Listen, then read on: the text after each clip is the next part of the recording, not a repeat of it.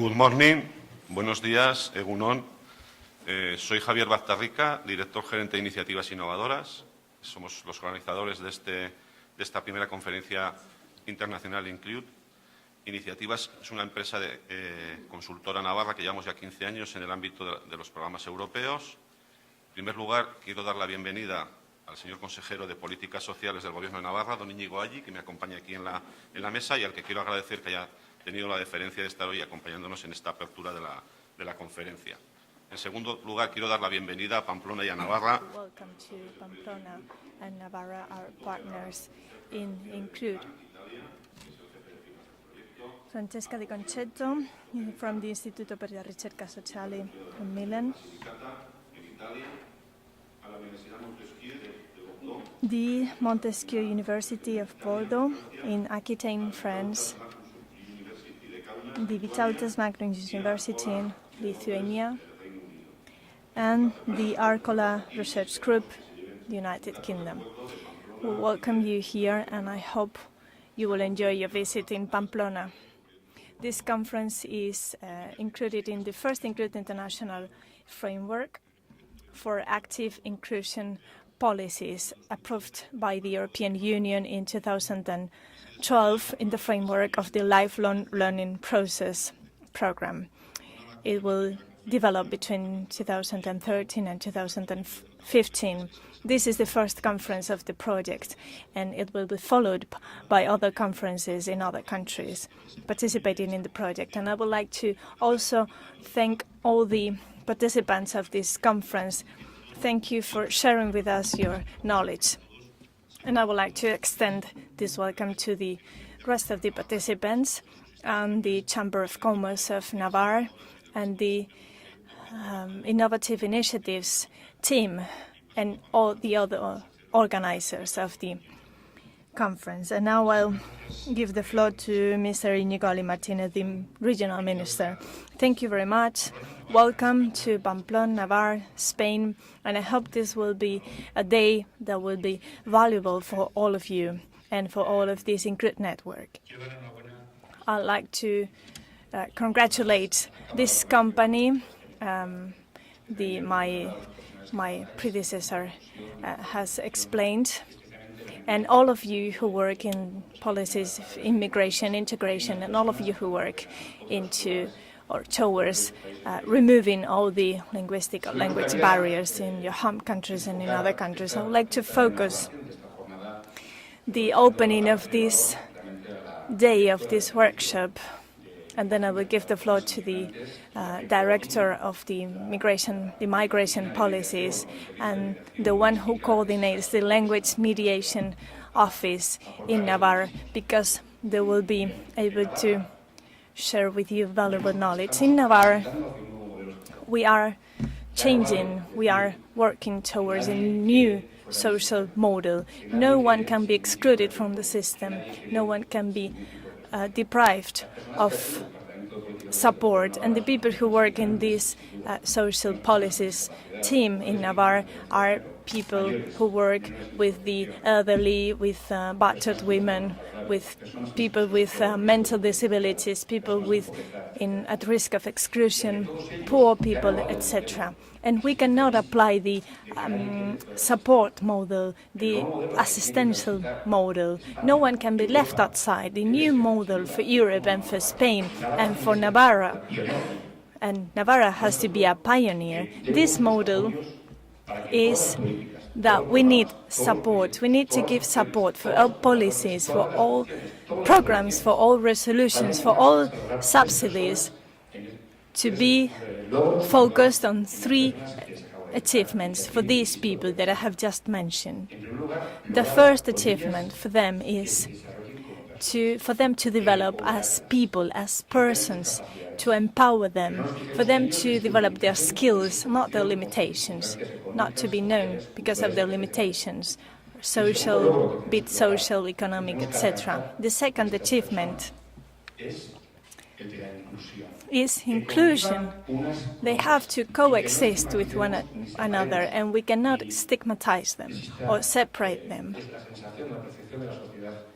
we have to change the feeling, the perception of the society that some people have to live in ghettos, other in inclusion centers.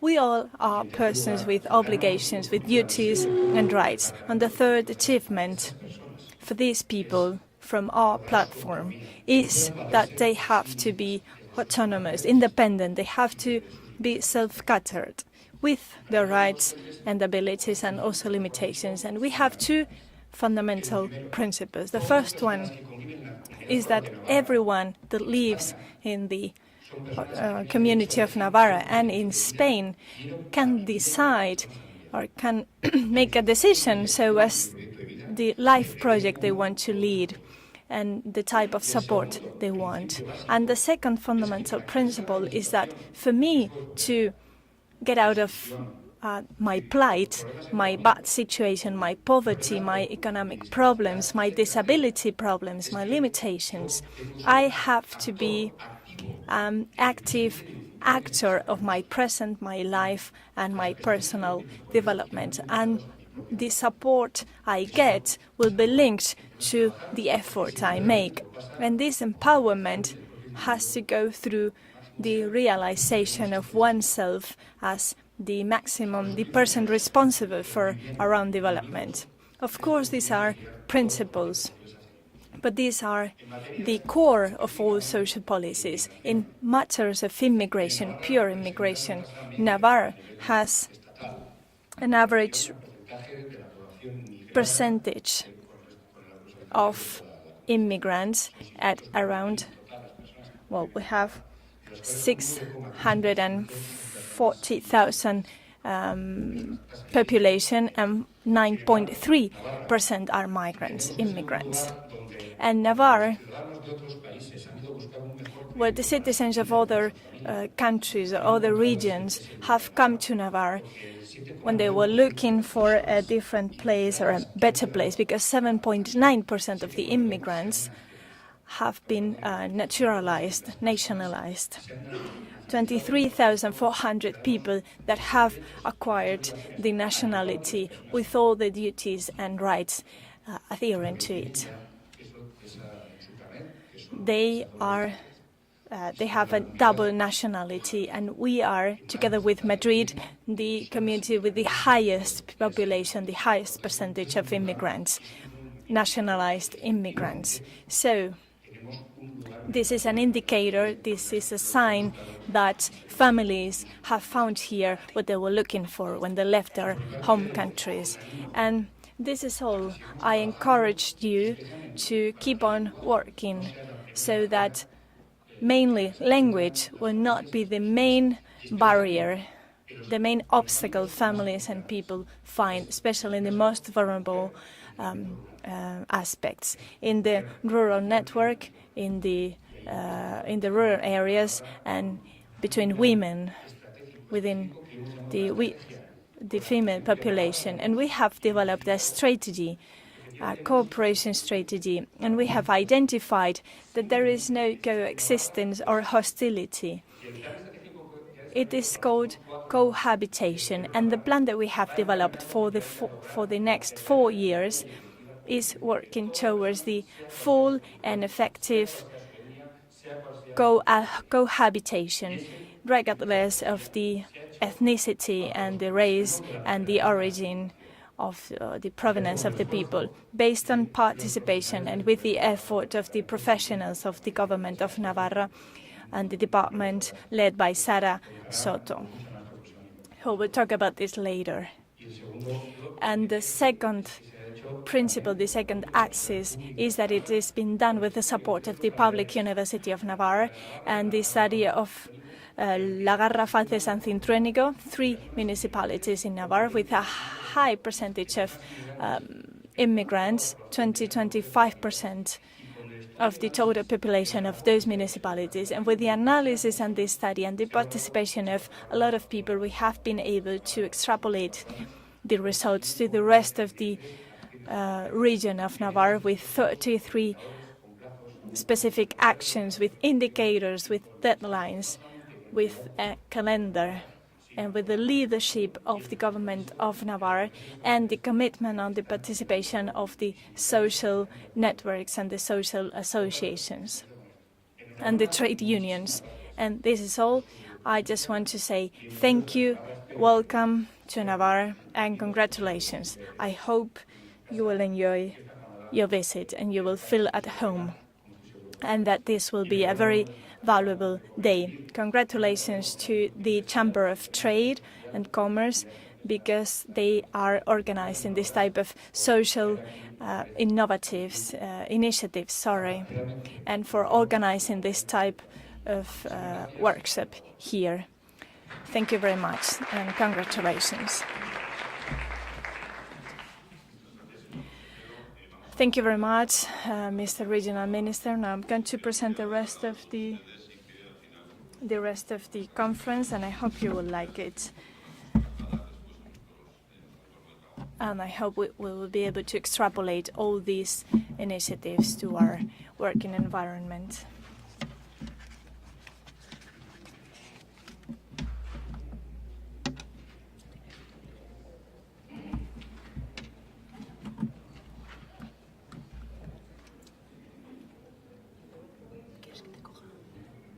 Sigo un poco más si quieres y luego ya te paso.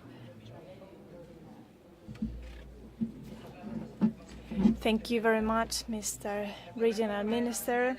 As you can see in the schedule, in the program for this event, we will now be listening to 4 speakers. You will have simultaneous interpretation, and you can ask for your headsets if you don't have them. We are also streaming these images, all these events, through a YouTube channel. We are only filming, we're only shooting this image, this stage. And now I invite to Jo Cullen, Francesca Di Concetto, Marianne Chateaurenaud, and Nemira Masianskini. Nemira, please come to the stage and take your seats. Francesca. So to make it faster, there will be a question and answer session at the end of the 4 speeches before the coffee break. And I would like to ask all these speakers to stick to their time. We will let you know when you only have 5 minutes left. This round of presentations is presented or is opened by Jo Cullen, and with this speech called "How Can Language Learning Help Meet the EU 2020 Targets?" Mr. Jo Cullen studied social sciences at the universities of Durham, Dundee, Cambridge and Birkbeck College, London, obtaining an MA, PhD, a diploma in psychology. He spent some years as an academic at the universities of Cambridge, Loughborough, Leeds, London Metropolitan and the Open University, teaching social sciences and research methods.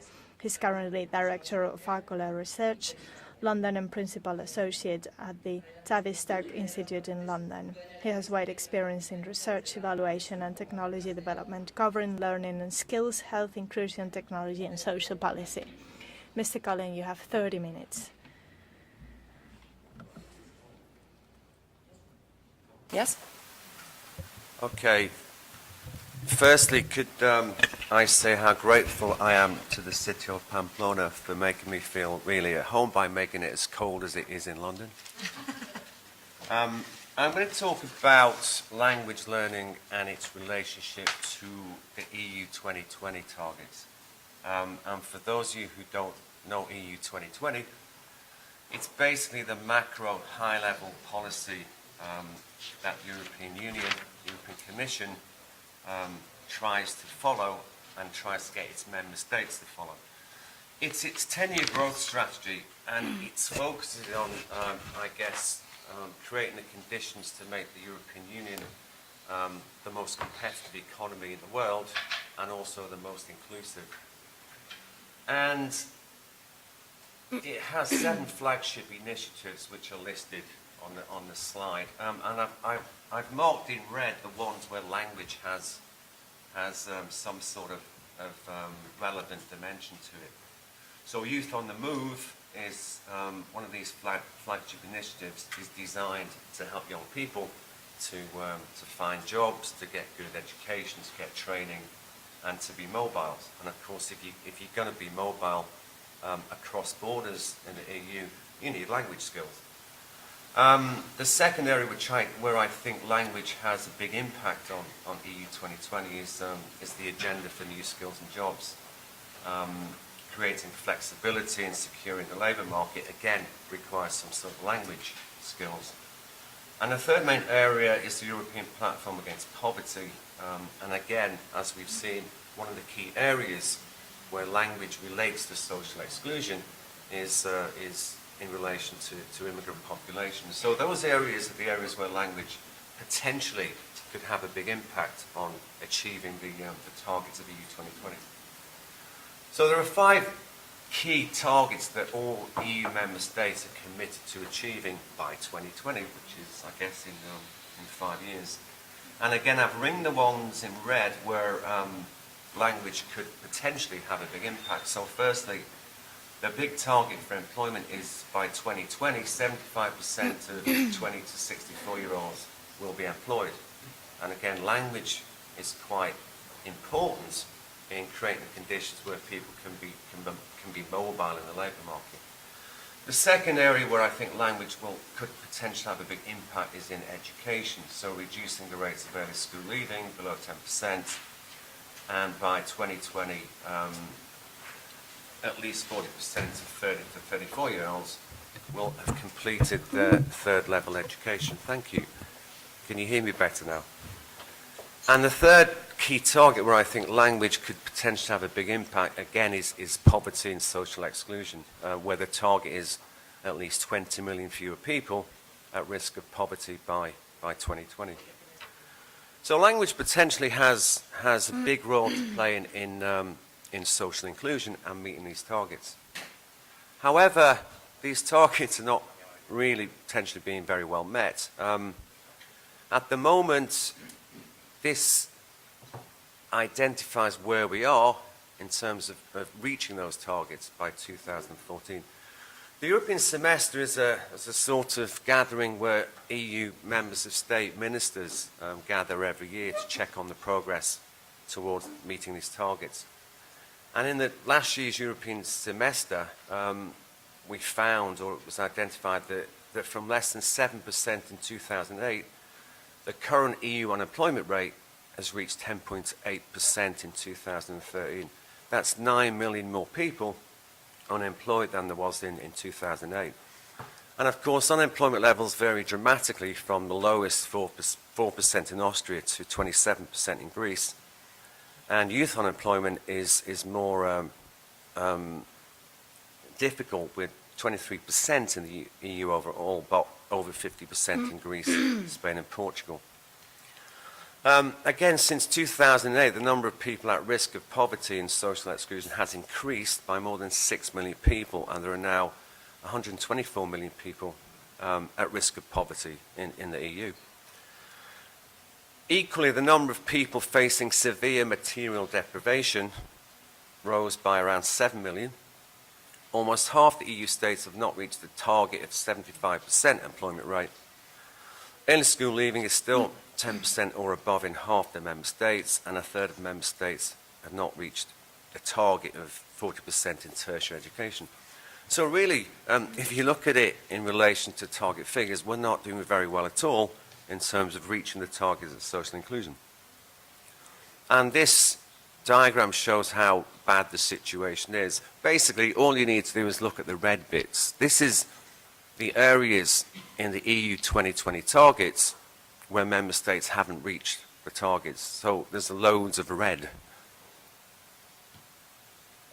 And what this suggests is we have a long way to go if we're going to meet these targets. All right, so I'm going to look briefly at social inclusion policy. What is the policy around meeting the targets of EU 2020 in terms of social inclusion? And broadly, there are 3 what I call policy discourses that shape policy in the EU and member states. The first one is the moral underclass discourse, and what that suggests is that certain groups more or less inherit social exclusion. So if you're poor, if you're badly educated, if you're from a black and ethnic minority group, if you come from a problem family, then there's a good chance that you're going to end up poor, uneducated, and from a problem family. So there's the idea that social exclusion is inherited, it's passed on from generations. The second discourse is what you might call social integrationist, and that suggests that we live in a risk society. Everybody now, because the old structures of family, community are broken down, everybody basically is on their own. So we all risk and have to navigate risk in society. And that means that people who are not very well equipped to actually cope with the pressures of modern society tend to fall by the wayside. And it's those people who are at risk of exclusion who need to be targeted by support. The third discourse is about redistribution, and this is a more radical political discourse. It suggests that the problems around social inclusion are caused by inequalities. They're caused by wealth, class, economics. Most of the policy is focused on this second discourse, the social integrationist. So if you look at the policies at EU level and member state level, it's all about who are the most at risk and how can we support them. So current EU social inclusion policy is based on these targets for EU 2020, and they're implemented through national reform programs.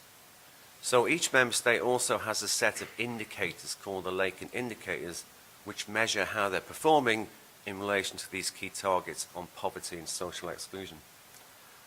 But as I said, every semester that we come to, we find that most member states are not meeting these targets. So where does language sit in relation to these high-level policies on meeting social inclusion? Well, there are two major policies at EU level that focus on the relationship between language and social inclusion. One is the action plan, and the other is the charter. The action plan, and they're two very different discourses. The action plan basically has a human capital discourse. It's focused on promoting the conditions where people can be mobile, they can cross boundaries, they can cross borders across European countries and get jobs. So the action plan, which is promoted mainly by the European Commission, is based on targets like, okay, we need all of our citizens to have mother tongue +2, to speak their own language +2 other languages. The Charter is a completely different animal. Its main focus is on human rights. So the Charter concentrates, for example, on protecting minority languages, Welsh, Basque, etc., etc. And it has a much more extensive focus on how it relates language to social inclusion. So whereas the action plan focuses on better language teaching, promoting language acquisition for citizens, the Charter is about human rights, media, culture, protecting minority languages. So there's really a clash, I think, of discourses in these two policies. And there are other EU language policies which support this link between social inclusion and language. The Lisbon Treaty, Article 2.3 says we need to respect cultural and linguistic diversity. The Charter of Fundamental Rights, Article 21, addresses discrimination on the grounds of language. Article 314 of the Union Treaty provides for equality of all languages in the treaty. There are various European Parliament resolutions, again mainly focused on minority languages. So in principle, there's a lot of policy, a lot of legislation which supports the relationship between language and social inclusion. But if you look at how these policies are implemented, well, the picture again becomes a little depressing. This slide shows a study we did a few years back for the European Parliament on what is the level of implementation of the European Commission's action plan on language learning. And there are three main dimensions of the action plan: lifelong language learning, better language teaching, and building a language-friendly environment. What the slide shows is the percentage achievement in the goals of the action plan by country. So, for example, the highest implementation level of lifelong language learning is around 40%, but most countries are much lower than this. The highest implementation level on better language teaching is just over 20%, and most countries are much lower than this. The highest percentage achievement on building a language-friendly environment is 12%, and most countries are much lower than this. So essentially the message is that almost all European countries have nowhere near achieved their targets for implementing the major policy on language learning in the EU. And equally, if you look at the implementation of the Charter on linguistic diversity, a similar picture. This shows the percentage implementation of the targets in the Charter in terms of the main elements of it. So as you can see again, the highest percentage achievement of the targets is in media, i.e. making newspapers, making sure that newspapers, the press, broadcasting, publish in minority languages. So again, it's a similar picture to the action plan. The implementation of the Charter across member states has been relatively low. So if you look at the position in member states around how is language learning being promoted to achieve social inclusion, you find a rather depressing situation. This is basically a summary of a major review of trends in policies and practices for multilingualism, which was carried out in 2012. And what it suggests is that only in a few member states has there been real action and real implementation of policies and interventions that make this bridge between language learning and social inclusion. So provision in immigrant languages in pre-primary education is not very common. You only really get it in Denmark, Spain and Switzerland. Although all countries except Italy and Ukraine support this action plan goal of Mother Tongue +2, it's not actually implemented very well in practice in primary schools. Only Spain systematically uses CLIL. Only 5 countries support immigrant language learning at primary level. Only 5 countries support immigrant language learning at secondary level. And only 4 countries support immigrant language learning at vet level.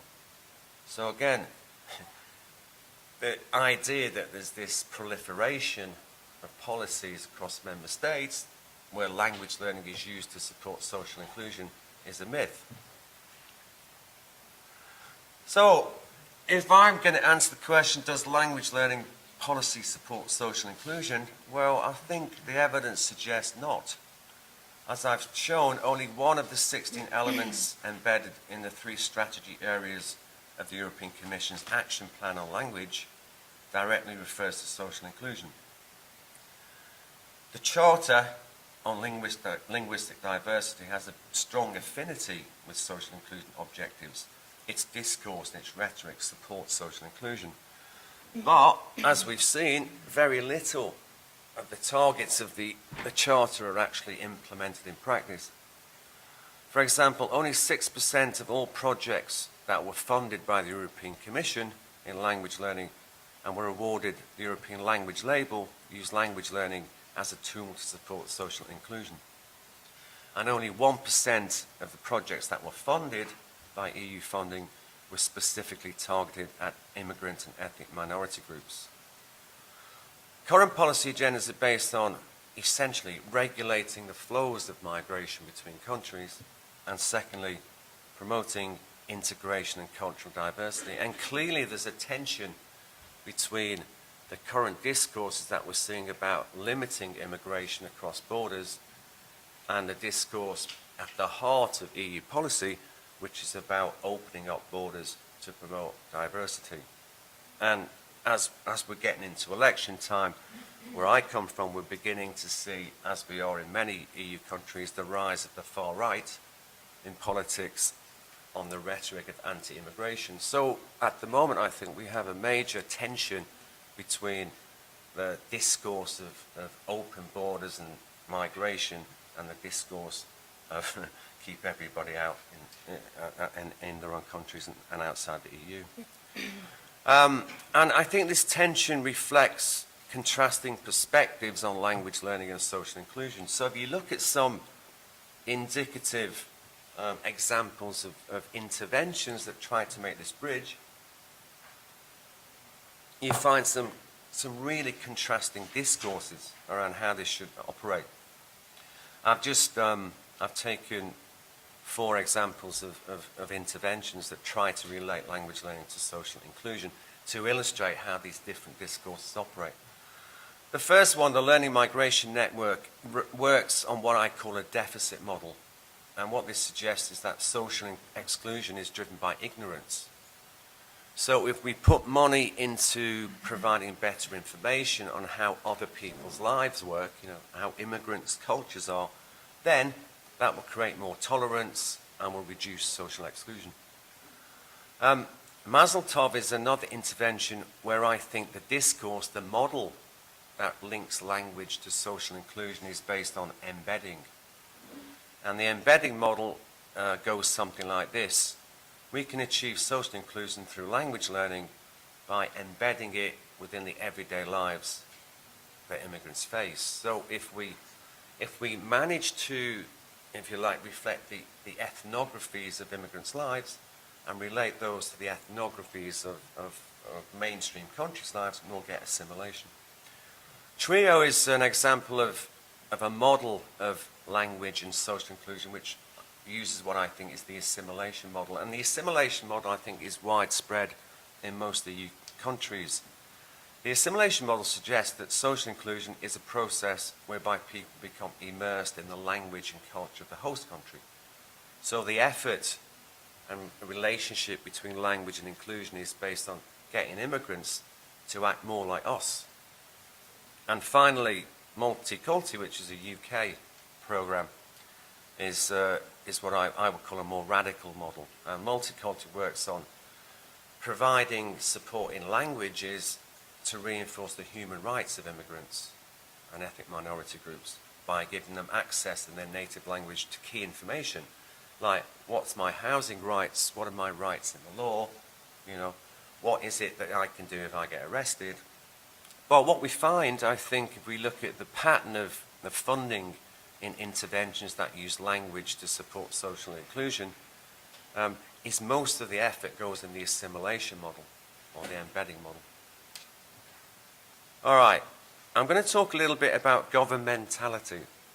Governmentality, if you know Foucault, was a concept which was developed by the French sociologist Michel Foucault. And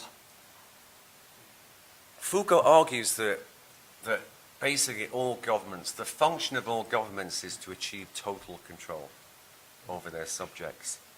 And they do these through what Foucault calls techniques of disciplinarity, using discipline to control everybody.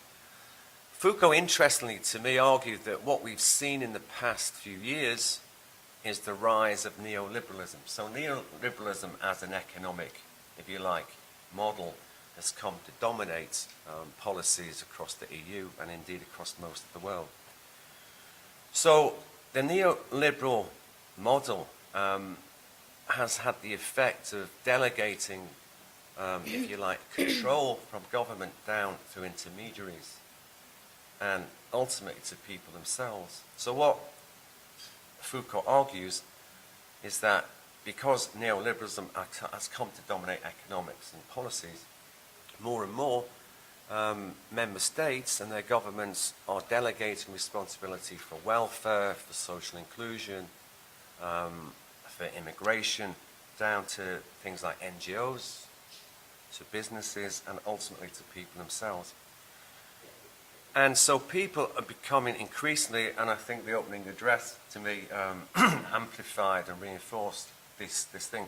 People are increasingly being called upon to become active in their own social inclusion policies. So the more active you are in seeking integration, the better it's going to be. And I think the rise of what I call, or what Foucault calls governmentality, has opened up, has changed, if you like, the space in which language operates as a mechanism to support social inclusion. And what it's done is to create the conditions for what I call social innovation. Essentially, European states don't have the money anymore to carry out their responsibilities in terms of welfare, social security, pensions, health, and so on. So increasingly, they're delegating responsibility for meeting those targets and those responsibilities to NGOs, social actors, and individuals. And in that space, what we're beginning to see is the rise of social innovation and social innovators. And it looks a bit like this. Social innovation is new ideas that work in meeting the social goals that governments should do but don't. And we're getting things like, this is an example called Surf to the Job, which is a German initiative, a partnership between regional government, commercial actors, NGOs, to deliver support for unemployed young people.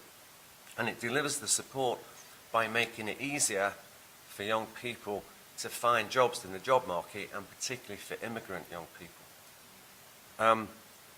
Ground level initiatives are things like Roots and Roots, which is an initiative to support young immigrants in assimilating or finding their way in countries. And there are global initiatives like Summer Source. Summer Source is based in California, and what it does is it outsources production in IT to villages, to communities all over the world, again using language as a tool to support social inclusion. The point I'm making is, in the space that has been, if you like, vacated by governments in social inclusion, we're beginning to find new forms of social innovation using language to support social inclusion goals. Innovations that are social both in their ends and in their means, new ideas, products, services, and models that meet social needs more effectively and create new social relationships. That's what's happening.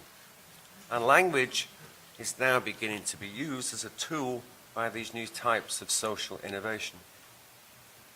All right, why is it happening? Well, as I've said, because of neoliberal economics, free market rolls back the state, welfare systems are seen to be parasitic. The point of neoliberalistic economics is to make the states more efficient. Responsibilization, because of neoliberalism, there's increasingly pressure on people themselves to actively make their own social inclusion. State devolves control to intermediaries, businesses, individuals.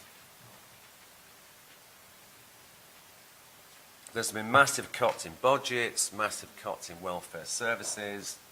The EU Social Investment Package, the SIP, is a new policy which is aimed at helping member states to try to develop new ways of filling the holes in their welfare and social services.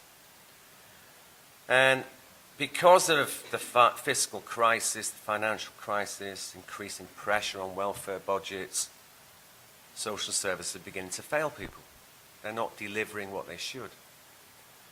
So increasingly, this social innovation is stepping in to fill the gaps. How am I doing for time? Who's doing it? Partnerships of government, businesses, social investors, social entrepreneurs. Okay, I'm not going to go into this because this is a bit, well, I'll briefly say it. So these are the types of things that are now stepping into these gaps and using language to provide social services through innovation. I mentioned Surf to the Job. This is an internet platform which matches young and unemployed people's, and particularly immigrant young people's, skills with available jobs. It's innovative because it's a partnership between German government, major multinational companies, AOL, and so on and so forth.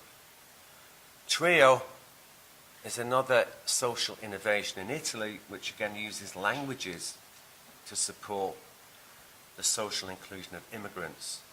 And again, TRIO is a partnership thing which puts together civic authorities, training providers, and NGOs. Roots and Roots is a web TV platform started in Germany, which encourages young immigrant youths to tell their own stories about their culture and so on and so forth. And I mentioned Multiculti. Multiculti is a radical, or was a radical because it doesn't exist anymore, social innovation that helps immigrants in the UK understand their human rights. So these are all examples of what I call social innovation.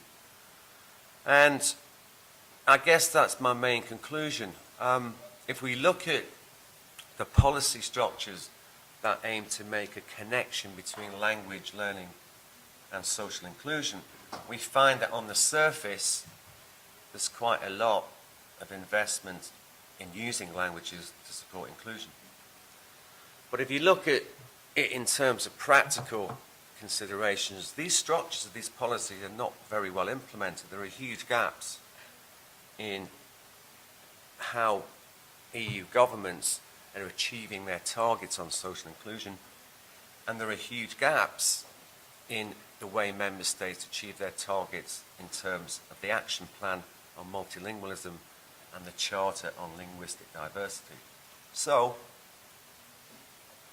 I think there's really, the main conclusion is there's a lot of rhetoric, there's a lot of structures, but little implementation in practice. In this situation, I think what's happening is that because of the rise of neoliberal economics and the resultant pressures on member states to achieve their responsibilities in terms of welfare, social securities, pensions, and so on, because they're not achieving those things, it's created a space, an opportunity for what I call social innovation to step in. And so we're beginning to see increasing examples of these types of social innovation, which are mainly quite novel partnerships between government, community-based organisations, NGOs, business and grassroots organisations. We're beginning to see examples of these stepping in to plug the gaps that governments are not filling. And I think, to finish, I think that's where the main opportunities lie in the future for networks like Include, I think to support those types of new innovations that are doing the job that governments are not doing very well. I'm done.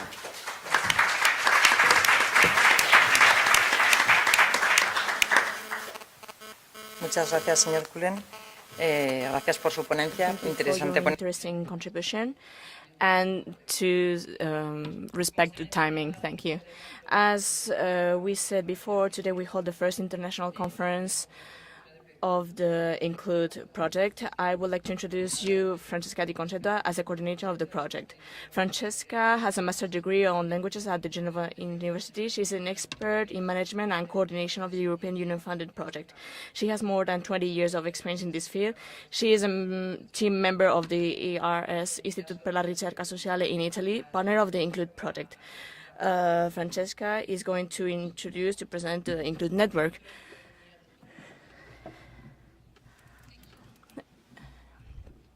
Good morning, everybody. I'm going to contextualize this conference within the framework of the Include project. First of all, some information on the project, which is funded by the European Commission under the Lifelong Learning Programme. The project lasts 3 years. It started in 2013, and this is the last year. It's going to close at the end of 2015. After the end of the project, we are going to keep the Include network working, alive and working, and hopefully this is an opportunity, also this conference is an opportunity to involve new members. The partners of the project have already been introduced by Mr. Bastarrica, but I would like to mention them again. Istituto per la Ricerca Sociale is the lead partner. Iniciativas Innovadoras, and I would like also to thank the colleagues of Iniciativas for the excellent organization of this conference. They did really a huge job. Apofil, which is a training center in Potenza, Italy, Université de Bordeaux, Vytautas Magnus University from Kaunas in Lithuania, and Arcola Research. I would like just to describe how we are preparing the ground for the growth of the network after the end of the funding period. We are creating some products and some services which we hope will be helpful to develop the network and make it grow in the following years. The two core products of the Include network are the Observatory on Language Learning for Social Inclusion and the Inventory of CLIL Resources for Social Inclusion. They are two databases which currently contain more than 100 items. The Observatory contains good practices of language learning aimed at social inclusion that we have collected at European level, and it addresses policymakers especially, whereas the Inventory of CLIL Resources addresses mainly teachers and trainers and provides resources of CLIL, let's say, to be used with an empowering aim in the classroom. In addition to these two core products, we organize cycles of webinars on themes which are connected to both language policy and language learning practices.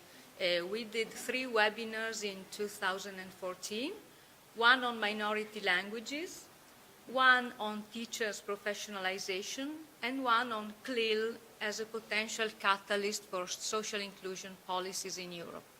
We are currently planning the second season of webinars, which will take place, let's say, approximately starting from March, April of this year until December. And as regards the monitoring of the evolution of language learning and of multilingualism policies, we describe the results of our research in 3 yearly reports. One has already been published last year, and the second one is going to be published approximately in June of this year, and the third one in December. The actions of dissemination of the Include network that we are doing are mainly carried out by Iniciativas Innovadoras, and this conference is one of them.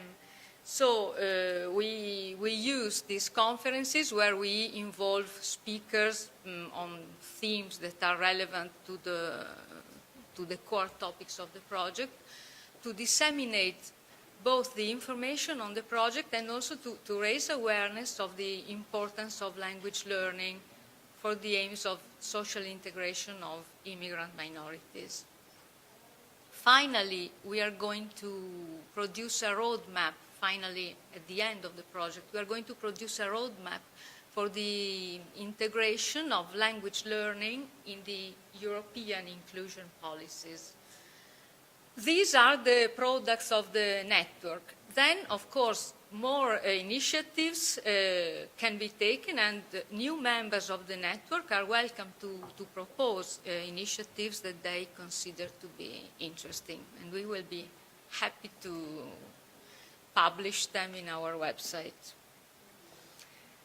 So now that I have shortly described what we do, I would also like to say something about why we are doing this.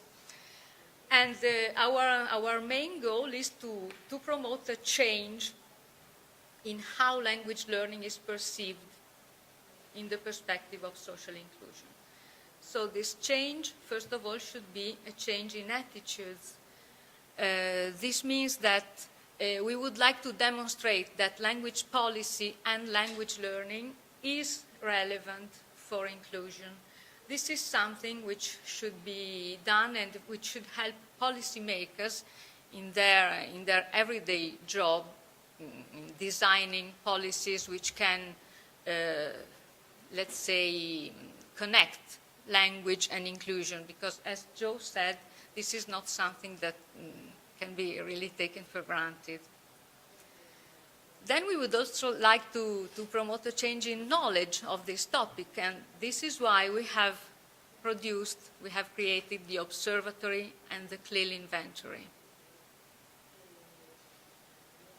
Social awareness is another field where we would like to work, to say that it's important to identify which tools are the best which language learning tools are the best to involve and to promote the involvement of immigrant minorities in the classroom, but also in society. And finally, as regards language teaching, we would like to develop a network where teachers, not only classroom teachers in schools, but also adult education teachers and trainers in the vocational education and training system, can exchange experiences and also exchange resources. I'm going towards the end. As I said at the beginning of this short description, our goal is to create a network. The network has actually already been created with the creation of the project. So now the network is a very young network. We don't have many members. I think we are about 30 now, more or less. On the other hand, we should say that we invested the first half of the project in the preparation of the main products, that is to say the observatory and the inventory. And we launched the network in June of last year. So we still have 1 year to build, let's say, the basis of the network for the future development. And why can it be interesting to become a member of the Include network? First of all, because it allows teachers, trainers, and also representatives of associations for social advancement, for example, communities of immigrant citizens, to network and to meet their peers. The network is also interesting for teachers and for academics because they can disseminate their research.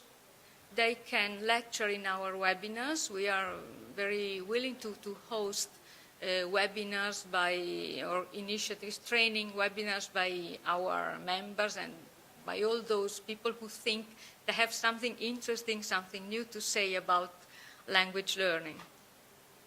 We are planning to organize online discussions and initiatives, let's say social initiatives. And of course, it is important to be a member of Include because members can benefit of the resources, can benefit from the resources of our observatory and inventory. Joining the network is very easy because you just have to go to our website and select the Join Us section. Becoming a member of the Include network means accepting our articles of association, our values charter and terms and conditions, and the membership request can be sent via an online form. Finally, for those of you who are curious to see how Include works in the social networks, you can follow us on Facebook, on Twitter, and we also have a very interesting Scoop It page. You will find the links in the homepage of our website. So this is all. I hope I raised some curiosity about Include. Thanks.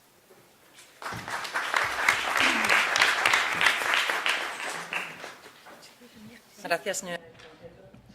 Thank you, Francesca Concetta. I hope that all the attendants have found interest in the Include network and would like to join us. It's time to introduce our next speaker, Ms. Marianne Chateau-Renaud. who is a senior lecturer in applied linguistics in the teacher training school at the University of Bordeaux. She is specialist in Romanic languages such as Spanish and Occitan, involved in the Include project. Her researches are mainly about minority languages, didactics, linguistic policies, and language learning with ICT. Her speech is see like resources aiming at the successful inclusion. Buenos días, good morning. Entonces, como tengo la posibilidad de hacerlo, pues hablaré en español. And I will speak in Spanish. I'll try to introduce the CLI program and all the resources that can be found. In the Include project, this is a very interesting project as a learning method, as it is known integrating language training generation to describe all types of provisions in which single language, a foreign, regional, or minority languages, and other official sales languages is used to teach certain subjects in the curriculum other than the language lessons themselves.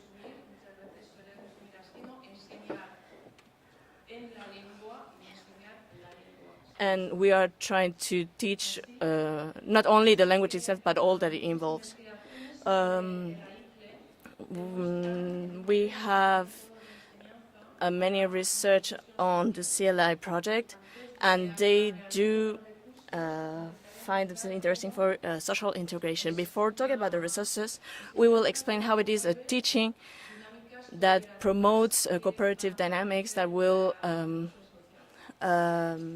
benefit inclusion, social inclusion. Many times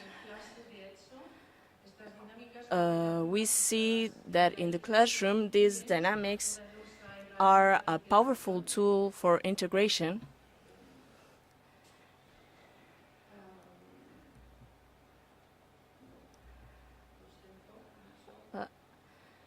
I'm sorry, I think I'm a bit lost right now.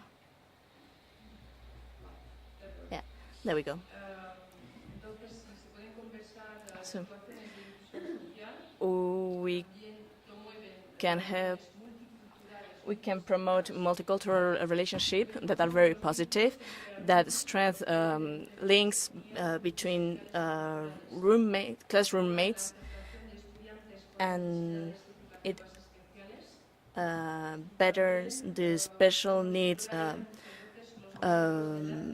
pupils.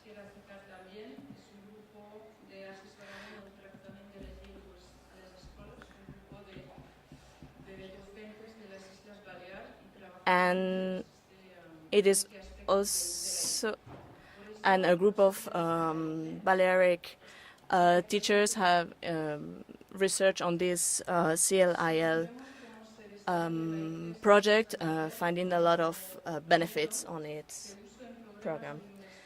It was first used in Canada and in the States, also in the UK, and it's been inspired on the teaching of languages with specific goals. Then it was founded also in the learning of language for a lifelong timing. And this also especially in used in bilingual classrooms. In Spain here, it has been used in the development of regional languages. Today's trends benefits not only bilingualism but also multilingualism, which is much more interesting, thanks for the teaching of various languages such as Catalan, Basque, Galician, and also foreign languages such as English, French, or German.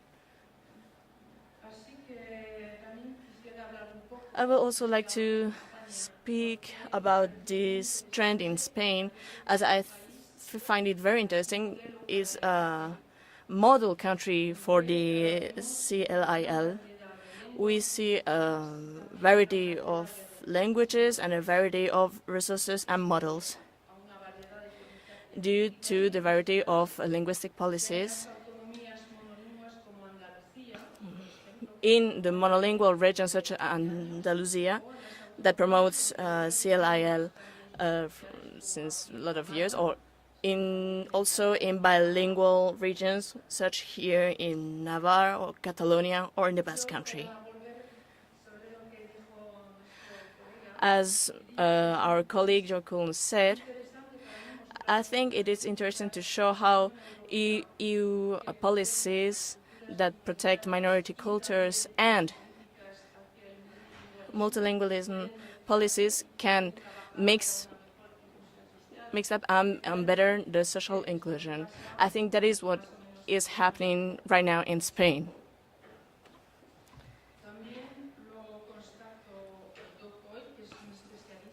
Ducoy, a scholar, said the same, and its strength by introducing some CLIL research that work here, Larabaster and Navarre, and that promotes Spanish models of the CLIL.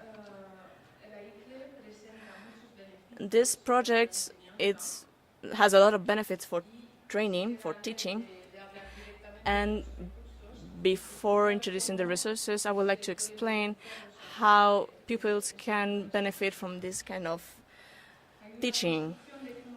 We have a multicultural knowledge building. We have a development of communication skills. We have an increase of motivation and the communication in another language. Language learning in a specialist area, and of course, especially increase of motivation. Motivation for language teachers, that, as you may know, it is very important for language training. This is what Eras and Lazagabaster said, and they just demonstrated in an article that is to be published.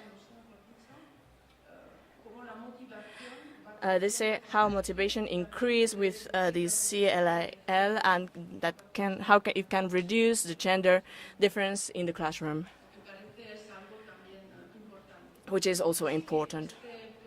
So this program is very interesting, but in my opinion, we have to develop two things that European language policies have to develop, and two main areas seem necessary and lacking. First of all, teacher training.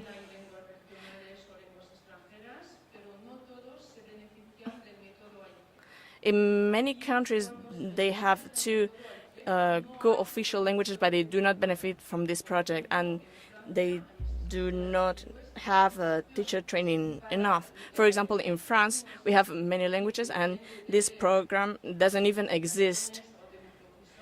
Many a professor is interested in this project, and it can do his own research, but there's not a specific training for teachers in order to introduce CLIL and to teach them how to work with this method, which has a consequence on the educative tools.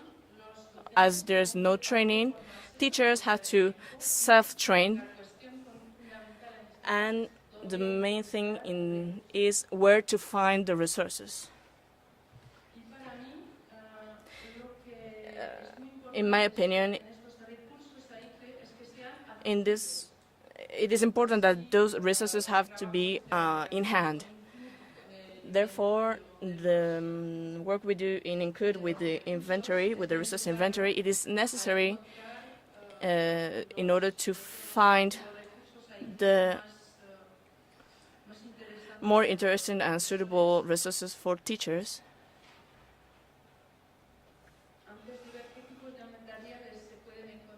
Before explaining what are the materials, I have to say that now we can use new technologies, because right now all the resources can be found in the internet.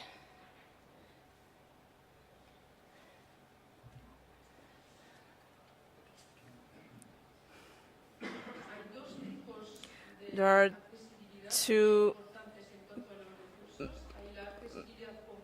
kinds of availability: concrete availability, that is where to find the resources for a teacher that wants to train himself and to start working with the CLI.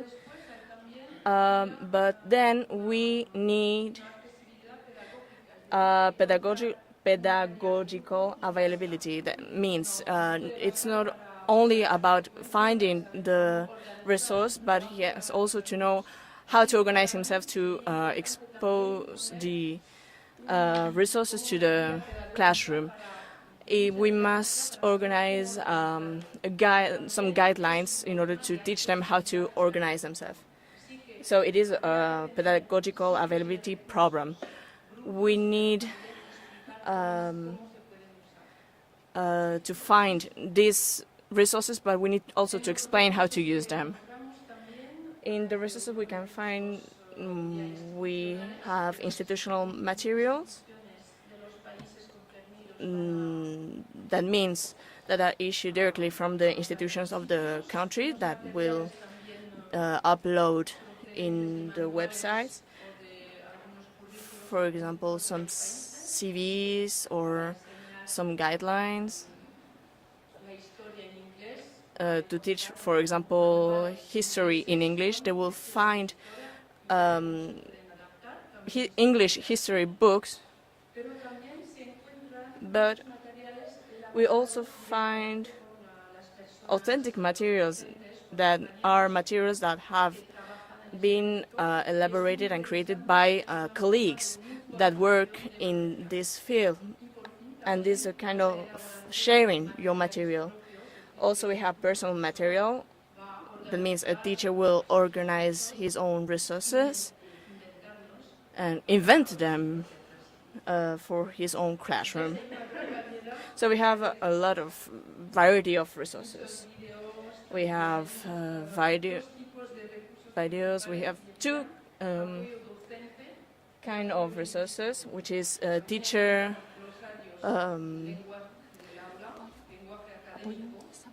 support and pupil support. We can find specific training, but also some guides. I will not give you a list of all the websites available, just some of them to give some examples. I could quote the work of David March in the UK, and I think university in Catalonia have very interesting website. I also have a look at Giboutique. In France, we have Les Milangues, which is the name of the CLI in French. We have also for resources for Occitan, which is a minority language in France, in the institutional framework, which is responsible for making material in Occitan, not only for bilingual schools, but also for the general public. They have guidelines and books, textbooks for the CLIL program, for example, math, history, etc. In Spain, for teaching English, I had a look at the Isabel Perez website, which I found it very interesting and very rich. This is very recommended for teachers who want to introduce themselves in the CLIL program.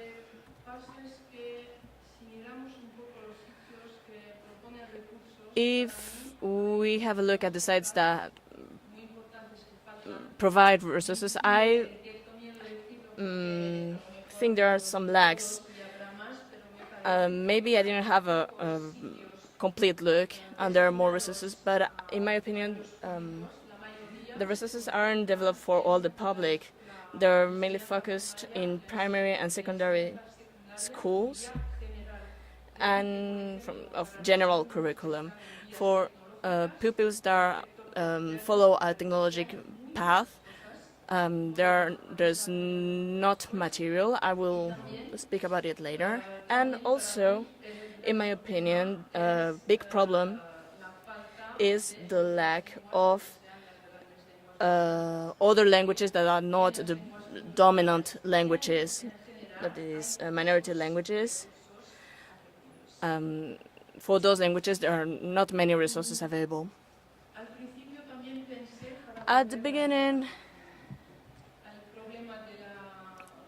to reintroduce the resource problem for general public, at the beginning I thought that there was not many resources for secondary schools. At the end of the day, I did found material, and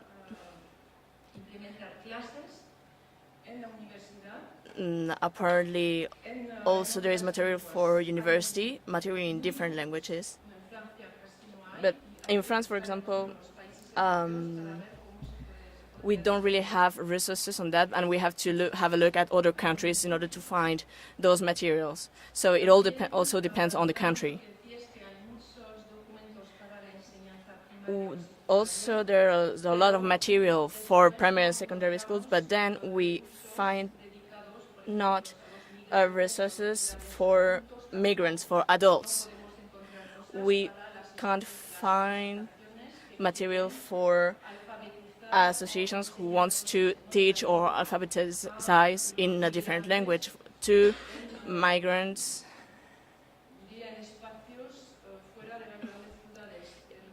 Especially in the areas outside the big cities. I think the Councillor of Navarra explained the issue with rural areas,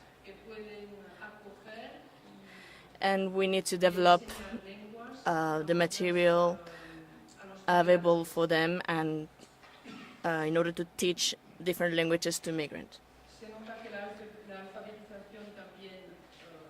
Alphabetization for migrants who arrive, which many times they do not know how to read, even in their own language. It is very different. It's very difficult to teach them to read in a different language. It's not their own. So there's a lack of resources to help them.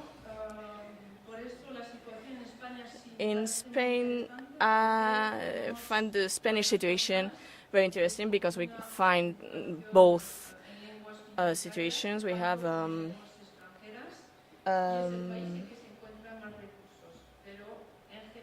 teaching of the different language for migrants, and we do find resources for that. But it is very difficult. It's very difficult to find those resources, various resources in the rest of Europe. So we have a lot of work to do. So thank you very much.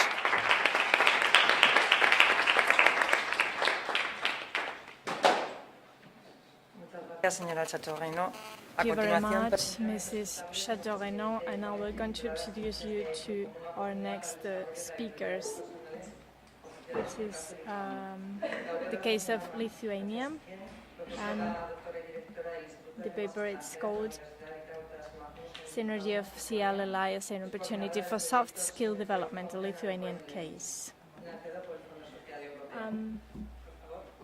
The author is Ms. Nemira Makianensky. She's Professor Director of the Institute of Foreign Languages at Vytautas Magna University in Kaunas, Lithuania, and she's the coordinator of the project Synergy of Content and Foreign Language, supported by the European Social Fund.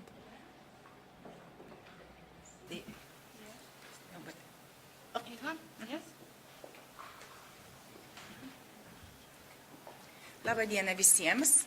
Aš norėčiau jūsų dėmesio ir paklausyti, kaip skamba lietuvių kalba, viena iš Baltijos šakų indoeuropiečių kalbos, ir paprašysiu savo kolegių rodyti man, kai liks man bent jau 10 minučių. Hello everyone, I wanted you to take this opportunity and listen for a second to our old ancient Lithuanian language, one of two languages of the Baltic branch of the Indo-European language. I hope that you got a glimpse of what it is. Today I'm going to speak about the synergy of CLIL as an opportunity for soft skill development. From the Lithuanian perspective, the new 21st century requires from people to be different, to be successful in our personal life, in our academic career, in the professional life. We have to acquire new competences. That's why schools have to change their teaching, have to rethink their teaching methodologies, and have to equip learners not only with subject knowledge, not only with intercultural communication, with different languages, but also with different soft skills. Soft skills or transversal skills have been called differently, interdisciplinary skills and other skills.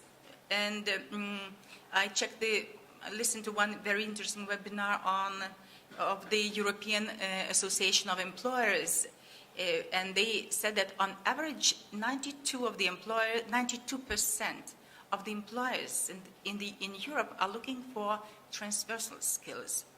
On top of knowledge in their field, they look for knowledge in their field, but that's 91%, and they look for work experience, that's 78%, but transversal skills are very important, are most important.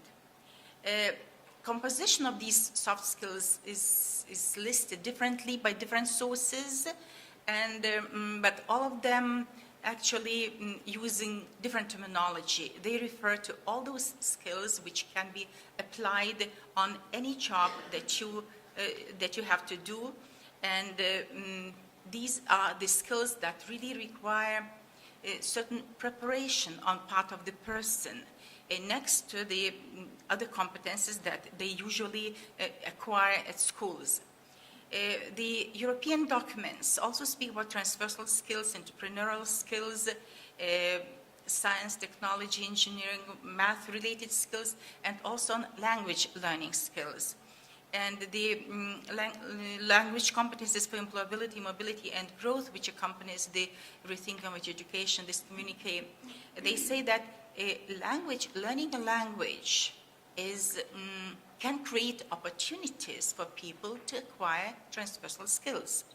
Therefore, when we teach languages at our university, or Vytautas Magnus University in Kaunas, we offer our students a broad range of languages. We offer 30 languages for non-linguistic and linguistic students to learn, opportunities to learn many languages. And we say that learning a language can equip you with skills necessary for social integration in all three areas. In general education background, when you have to communicate, if you know one or two or three languages, because Lithuanian we very cherish our Lithuanian language, but no one understands Lithuanian language apart from Lithuanians living abroad. So if you know the languages, you not only will be a good communicator, you will be a person who knows different cultures, you will be a person who develops your own self. It's good for personal growth and enjoyment. You will be also a person who can negotiate on the job. You will be a person who can negotiate in academic field, in multicultural, multi-language space that is already, that all the universities and higher education institutions are becoming. And for Lithuanian people who are not usually by their character, by their inborn character, are not the ones who are the bravest ones, not the ones who have most self-confidence. Usually the ones who are a bit inhibited, being from a small country. For them to acquire self-confidence, which can be given by knowing a language and being able to understand others instead of sitting and waiting for the interpreter. For us, acquiring languages, language competence is very important. That's what we say to our students, that's what they believe in us. CLIL is, we look at CLIL as one of the methods that can ensure social inclusion. I use this picture taken from some of the CLIL books, the picture by Escher, not the picture, but the wood carving from Escher, and I think that it really represents what we are saying by CLIL, this difference between sky and water, and the difference between the subject teaching, subject learning, and language learning, And what is in between is this added value that CLIL gives. The added value of opportunity for soft skill development, opportunity for language learning development, and if the teachers manage to use this synergy to the utmost, really good results can be achieved. I'm not going to speak about other benefits. Some ideas about CLIL in Lithuania, the history. From many years during the Soviet times, there were lots of, not lots, but almost in every major city, there were schools opened, mainly with 61, 65, 68, schools for intensified learning of English or German or French. However, these schools were not only because they were in urban schools in the cities, these schools were for privileged people, for those people who had money, though the education was free of charge, but these schools were for privileged people, for very gifted children, from rich families, from privileged families, from people who had occupied certain positions. For people for kids from working classes, for kids who were not so gifted, these schools were the ones that they looked up with envy, and this kind of education was unreachable.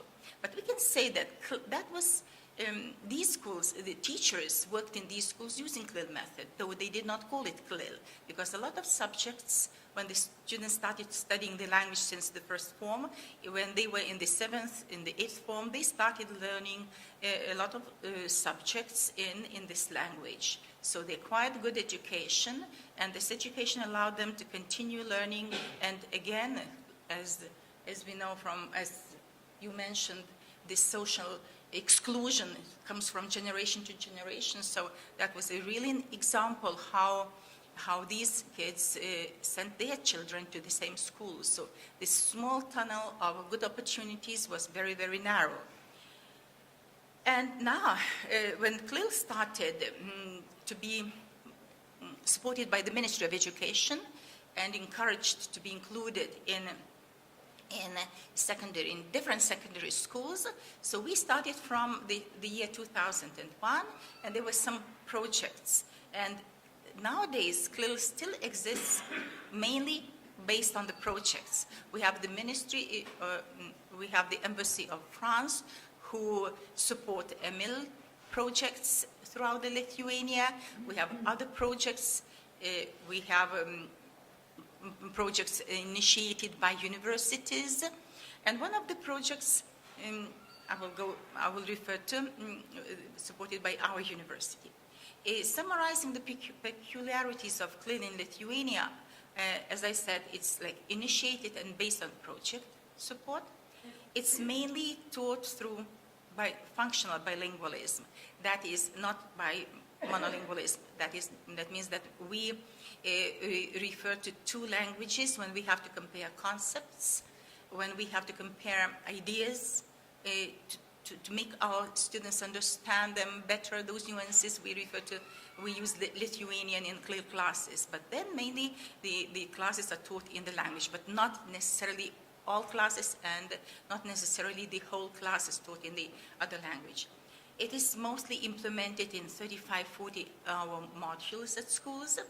Teachers usually work in tandem, subject teacher and then the language teacher. Our aim is to prepare subject teachers who could teach CLIL themselves. And of course, we see the added value, social integration, and there is still a debate going on since 2002, if CLIL is a threat to our Lithuanian language. Our Lithuanian language specialists often write in mass media and even in political debates. They see that if students start studying English and other languages, this may threaten the development of Lithuanian language. Of course, this is the poor understanding of what CLIL actually is, and it's our role as educators to show that learning the subject through another language also enriches your own language. You compare concepts, you compare ideas, you compare different perspectives. But this is what we have to prove. Now the project, Synergy of Content and Foreign Language, actually that was the European Social Fund supported project, and we prepared 121 teachers, subject teachers. We gave them lots of language support, 200 hours, and then there were seminars on CLIL methodology, on subject didactics when you teach subject in different languages, also in innovations in teaching methodology, because all subject teachers are very traditional ones in Lithuania, because we do not have teacher training in language and subject in these two areas. So we gave a lot of seminars on active methods, on language learning strategies, on use of ICT for teaching and for learning. And the results, teachers improved their language competences. They tried to teach language, their subjects. 18 subjects were taught practically implementing CLIL in English, 12 in French, 6 in German. Teachers improved their didactic competences, CLIL methodology competences. They improved their soft skills and their self-esteem, as they said, and their self-confidence. Now, a short example. When the Ministry of Education issued in the general programs of basic education in Lithuania, it's written that all teachers have to develop general competences. Cognitive competences, communicative, learning to learn, social initiative, and creativity, and personal competences. When we ask teachers to have a look at these 6 areas of general competences and research the resources and find the skills that go under each of these competences, teachers were very happy because they looked at this activity as kind of something new input. Well, actually, we expected them to know already because they have to implement the general programs when they teach. Now, and when we did some research and we asked them to say how these soft skills that go under these different general competences, how they are important, and then we asked them to evaluate how they address them during their teaching, we saw that the results are different. For example, communicative competence. A lot of soft skills go under communicative competence. The teachers said that, for example, being flexible in making decisions and taking action, only 32% of those 89 teachers researched said that this is important. And even only 26 of them said that they sometimes address it. So 1/3 of teachers, they do not expect students to be flexible in doing their tasks. So what does it say? It says that teachers still maintain this more authoritative boss type situation in the class. For example, speaking about social competence, such ability to give credit and recognition to those who have contributed. Teachers, only half of the teachers said that this is important to do. And so this discrepancy between what they actually are supposed to do in the class and what they actually do is big. And then the conclusion can be made that the teachers understand that it is possible to develop other skills in teaching subjects. But their idea is mainly that their job is to teach the subject. Their job is to teach the content, and they do to prepare students for the examination. And they do not have time, and they do not even have any willingness to do something else. With our teachers in the project, we started looking at this subject teaching from a bit different perspective. We said that yes, that's what we do. We teach the subject, but we teach the subject a bit from a different perspective. They will learn the subject, but while learning the subject, the students themselves will be more active if they use a different language, and if that different language is, if the subject is presented in a different language, and if they themselves acquire the subject by being active themselves, not by listening to the teacher who is teaching in another language, but by discovering the truths themselves, by being active and working in the groups themselves. By this, they will not only learn the subject, but they will learn new competencies.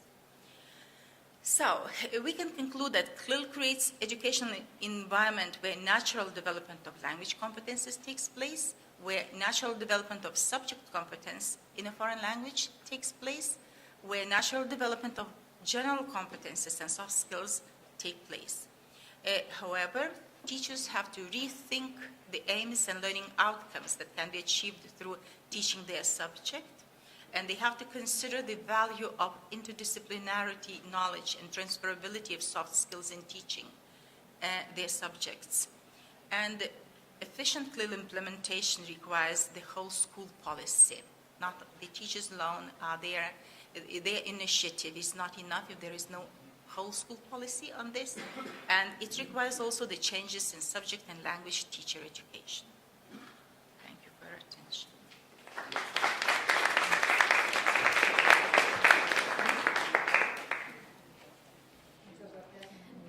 Thank you, Nemira. Now, before the coffee break, we have some answers and question time.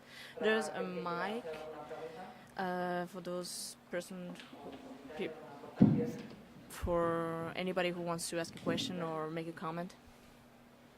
Anybody? Well, then we will proceed to the coffee break, 20 minutes.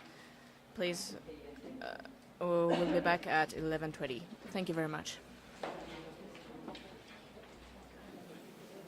Bueno, tras nuestra pausa café, retomamos.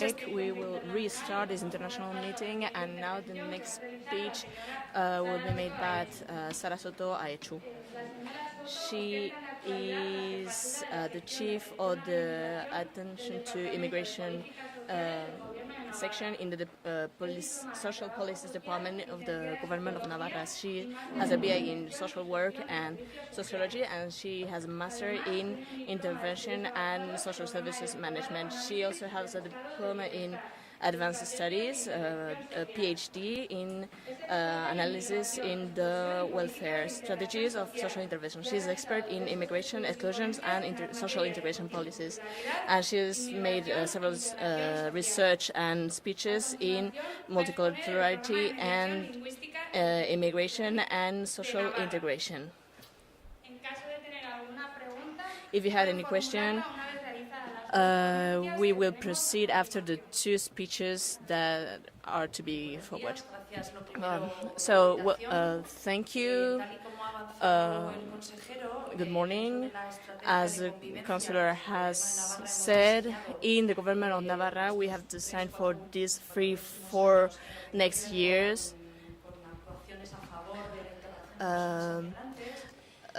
policies in benefits of immigrants. One of our main programs is the program of linguistic mediation and intercultural. Before presenting the program, I would like to introduce the origins. What are the foundings of these programs of the government of Navarra? In 2004, and founded by the Navarra government, we established intercultural mediation school in the Red Cross. So in 2004, there was already an interest in mediation topics. In 2005, the Pamplona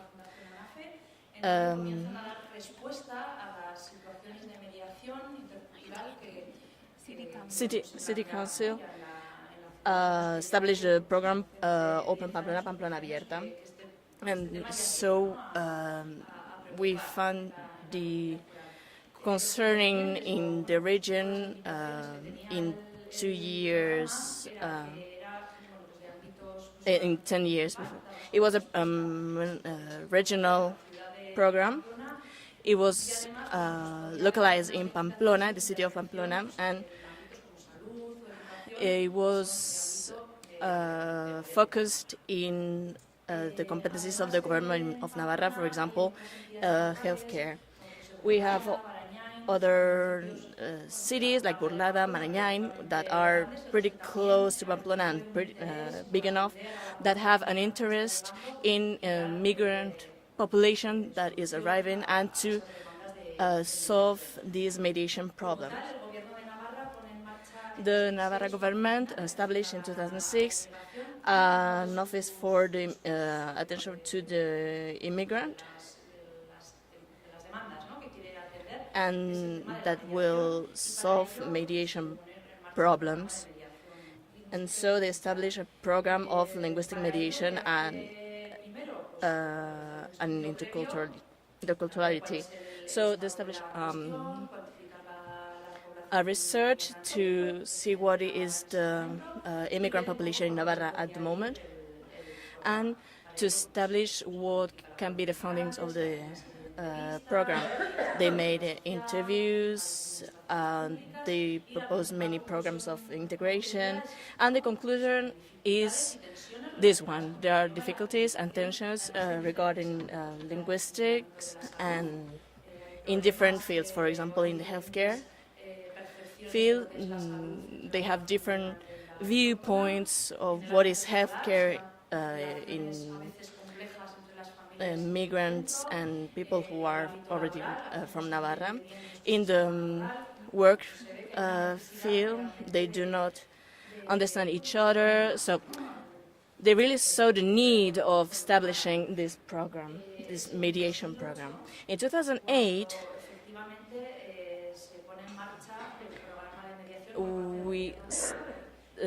the government of Navarra established this program. For this purpose, they established a technical prescription program, and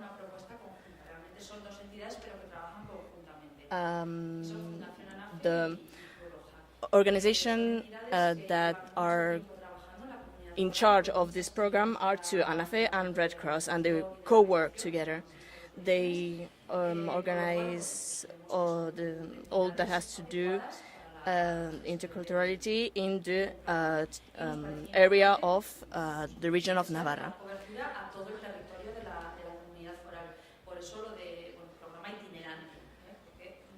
We say it is an itinerant program because it focuses on any point in the region of Navarra. So this is the definition of this program, which is a specialist program and a complementary program regarding the intervention of other professionals. It is interesting to say that from the regional government, we focus on the normalization of the immigrant population. That's why we call it a complementary program. It's a complementary program to the network that already existing in the region. We understand that immigration have to accede normally to the services already existing, health care, education, work, whatever. And if we have any cultural or linguistic problems, that is where the program takes action. But we find it very important to have normalized attention in this in normal life, and if there's any issues, that's where the program takes the stage. With this mediation program,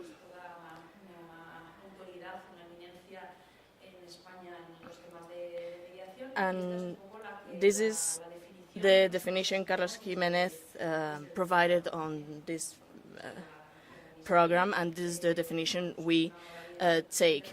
He is a very important scholar in Spain. So the definition is a recognition of the other, the approaching of the different parts, and communication must be made in both ways, not only in the immigrant part, but we also have to provide them the tools and the scenarios in order that the migrant can feel that he belongs to the community. What are the main goals of this program? To embed the access, as we said, the access to the services, public and private services, and to embed the cohabiting in the society. Regarding the first goal, we understand that during these last years, the years that have the process of getting to the community, knowing what to do, how to communicate. So we think this process is already known and it's already established. So we understand that we are in a second stage where we have to work in the intercultural inhabitants. And the councillor talked about the reports we made in the Navarra area, where the Arab population is important, and we also have to take into account the crisis, economic crisis. And the report says that we are now living a situation of hostile cohabitation. You live here, I live there, and I don't really feel comfortable with you being in my community because you benefit from our aids, economical aids, etc. And right now, this program has to focus on this goal of embedding the cohabiting between immigrants and the population. Functions where you see that. We have a linguistic mediation part that can be an individual way between a person and an immigrant, or in a communitary stage in the public service, in the classroom, etc. We're talking about translation. We don't understand each other. Intercultural mediation, when not only it's linguistic mediation, but we don't really understand each other because our cultures are different. So we think it is very important the role that play mediators. They understand what are the cultures of the immigrants, so we can understand them and we can embed the cohabiting.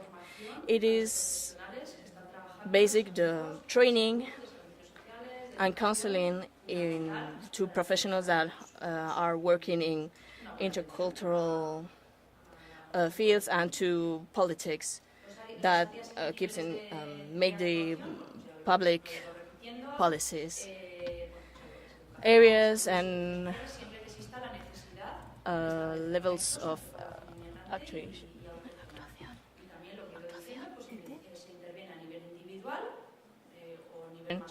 The program will be established in education, welfare, social services, and it has been established in the areas that we found important. The program was supposed to have more money and more mediators. Immigration and cooperation to development, those two areas have been the most touched by the crisis. So we had our budget reduced to a half. We had 8, 9 mediators. We now have 4. so you can understand the difficulty. We have to cover all Navarra with 4 mediators. With these economic problems, we also have a problem that we had to give apart our Latin American mediators that were very important. But right now we just work with the mediators that cover the Maghreb zone. You can see here the zones we cover: Maghreb, Sub-Saharan Africa, and Romania and Bulgaria. We think that those countries have some particularities that have to be worked, and they are very important to work with these countries. We have to stress the importance of working with people that at the beginning they don't understand the language. Maybe they do understand the language, but they don't understand the culture. Well, we do cover that issue too. But mainly we work with people who don't really understand Spanish language. Our limits are that we will not cover Spanish people with Spanish nationality.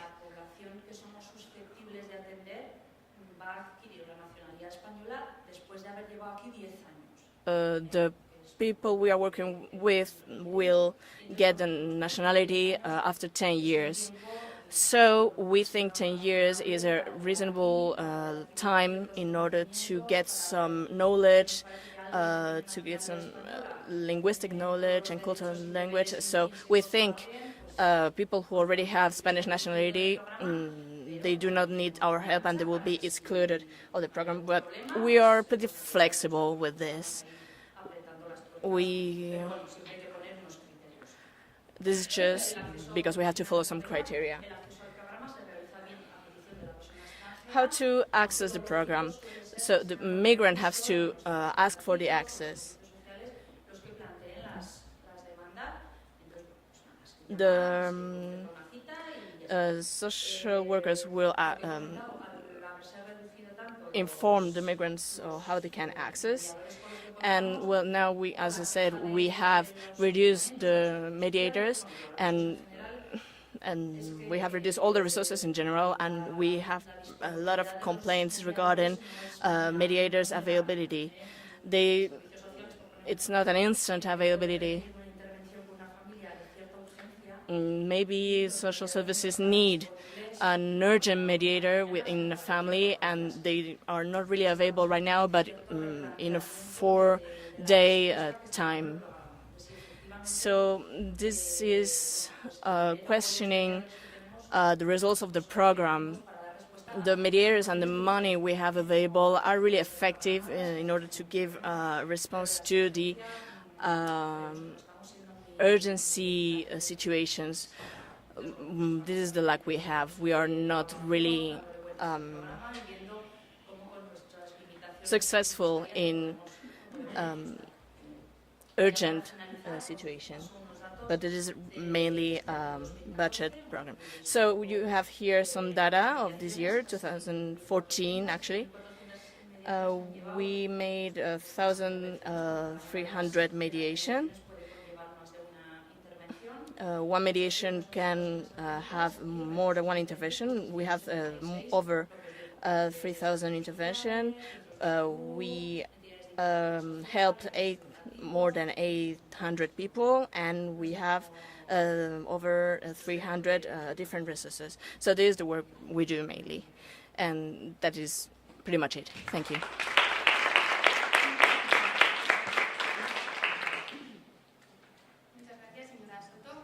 Thank you very much, Mrs. Soto. And I would like to welcome our next speaker, Alicia Peñalba Vélez. She's going to talk about training in the competence of communication, intercultural communication of professionals of the socio-educative action, promoting the inclusion within risk groups, together with Juan José Leiva. But Alicia Peñalba will present it. Alicia Peñalba Vélez has a degree in pedagogy and she's a doctor. She has a PhD in educational sciences by the Public University of Navarra. She's worked at this Public University of Navarra since 2004 in the didactics and school curriculum organization area, and also since 2007 in the National Distance Education University in Tudela.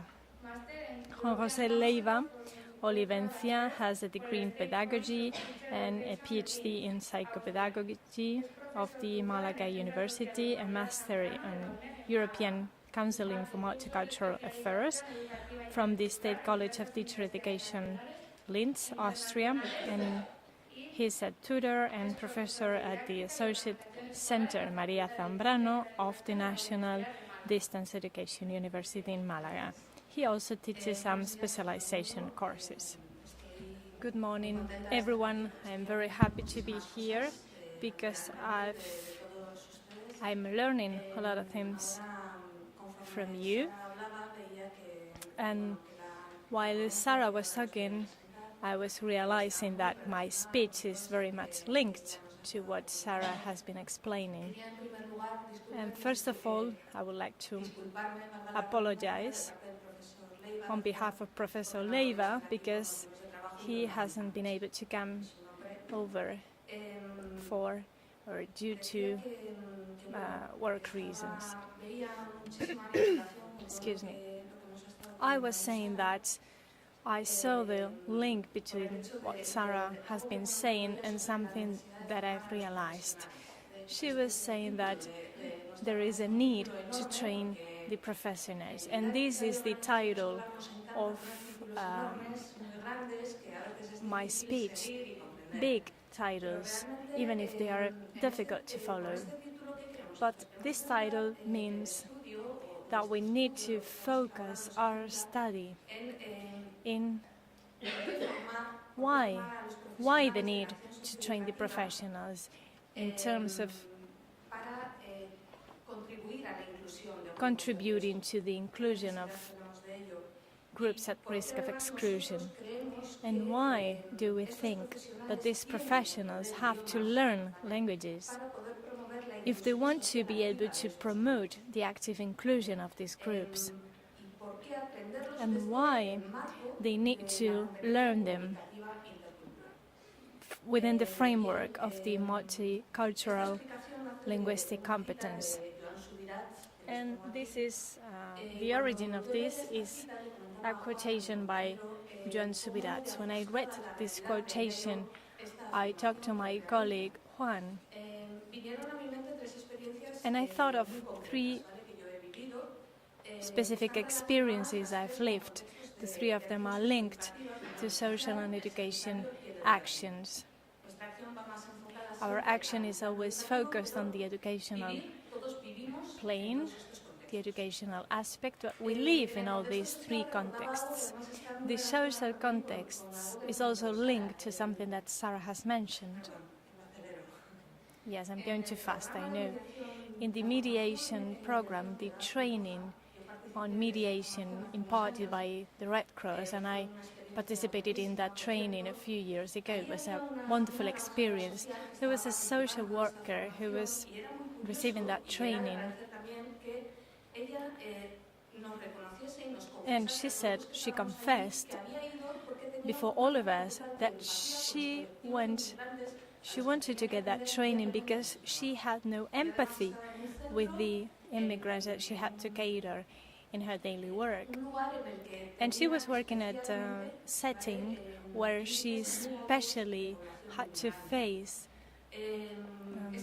high percentages of immigrant population, and she confessed that she lacked the empathy and that it was a problem for her when it came to devise the action plan and helping those immigrants when they face the need, for example, to look for a school for their children or the services they needed, something that we all know and that we all use in our daily life. But her prejudices and her misconceptions made her treat immigrants differently. She had misconceptions and prejudices because she thought that what the media told was true, that the immigrants were the majority of the users of the medical services, for example, and that they had a lot of subsidies.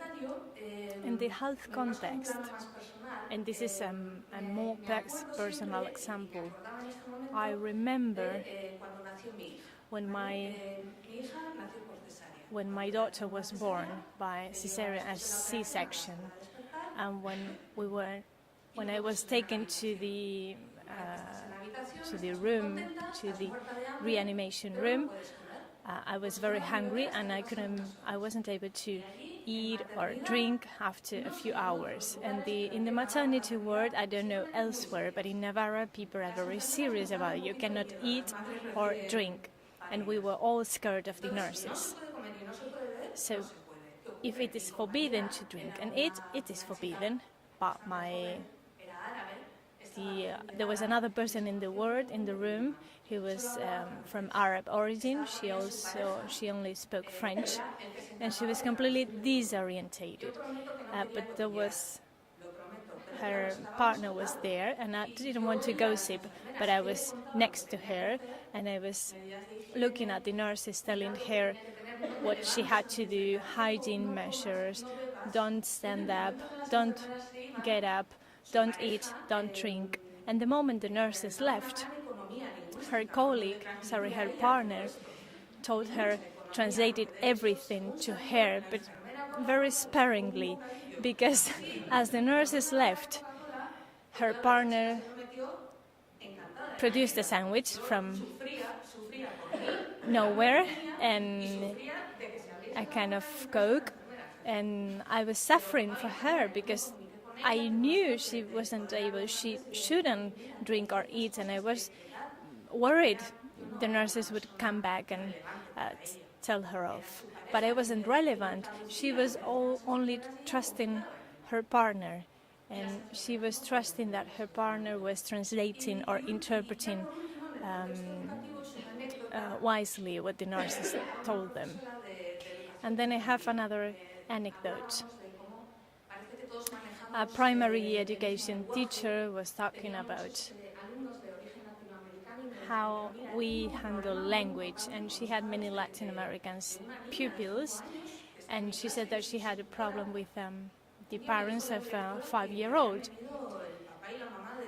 and she said that the parents had come to the classroom and said that they were very unhappy with her teacher because the language that I was using was very rough, very coarse, and very rude, that I was swearing all the time. And the headmistress called me to her office and asked me, "But what kind of language do you use?" So I went to talk to the parents, and the headmistress was there, and they mentioned that I used to say something in my classroom, which is, and I think all of you know it. Well, come on, now you have to sit down.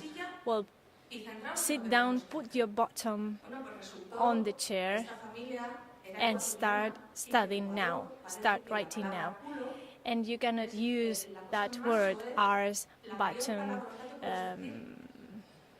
You cannot use that in Ecuador because it is a very rude word. It's like swearing. So this Ecuadorian family was completely awestruck. So in both cases, or in the 3 examples I have mentioned, the problem was miscommunication or misunderstandings. There was a communicative interaction with immigrants and professionals of the social and educational services, but there has been a break in the interaction, in the communication, not because they intended to, but because they don't know how to communicate otherwise, not only verbally but also culturally. That is what intercultural communication skills are. There has been a problem with the multicultural communication, and that problem has had negative consequences in the inclusion processes of the weakest people in that phase of interaction, the immigrants.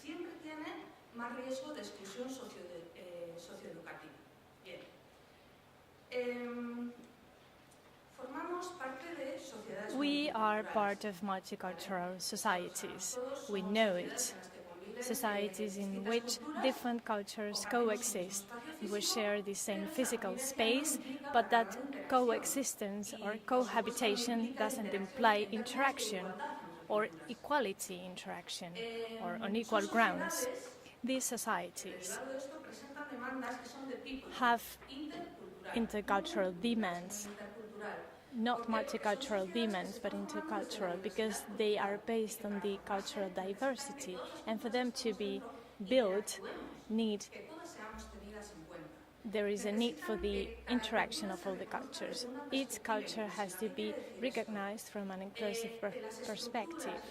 The structures, the rules, the standards, the cultural interactions cannot be defined from a homogeneous and majoritarian project, but a heterogeneous one, whereby we can all participate and exchange. These demands are especially urgent in the case of groups that represent the highest majority of our country, the immigrants. Do you agree? Well, I say this all the time. Do you agree? Do you agree with me? Because I am a teacher. As different authors have explained, the immigrants are one of the groups that are at higher risk of social exclusion. There is also a series of exclusion factors, according to Subirats, that are specific for immigrants that reinforce this idea that they are a group at risk of exclusion. They favor, or inclusion is favored if the communication is not good, both verbally, non-verbally, and culturally. Exclusion is the deprivation of rights to get access to those structures, to those institutions. And on the contrary, inclusion is the recognition, the consideration of these structures and their ability to take part in the configuration of these strategies, rules and institutions. The learning of languages is a fundamental tool for the promotion of the inclusion of these groups that, due to their cultural diversity, are automatically assimilated to the majoritarian group. This assimilation imposes, for example, based on the lack of language policies, the lack of mediators, and the cutting of subsidies, they impose a certain way to understand the reality. So the reality has to be understood this way and only this way. The language learning as a part of the communication process between cultures determines the progress towards inclusion. Because when we talk about inclusion, we talk about deleting or removing the barriers for the inclusion of people into the society, because the full inclusion is only obtained when people from every culture can take part in the society they live in. They can work in it, they can study in it, they can interact with each other on equal grounds, on an equal foot. So if we don't have a common language we can communicate in, we will not be able to do all these activities. So this is why participation implies necessarily being able to communicate in a double sense, in a double direction. We have to be able to convey the message and to receive the message. So in that sense, participation, inclusion, intercultural participation is where the intercultural communicative competence is important, and this is what we have to stress in the educational settings, because this competence, the intercultural communicative competence, was a model designed by Chen and Starosta in 1996 and based on 3 fundamental pillars. The first one is the cognitive pillars.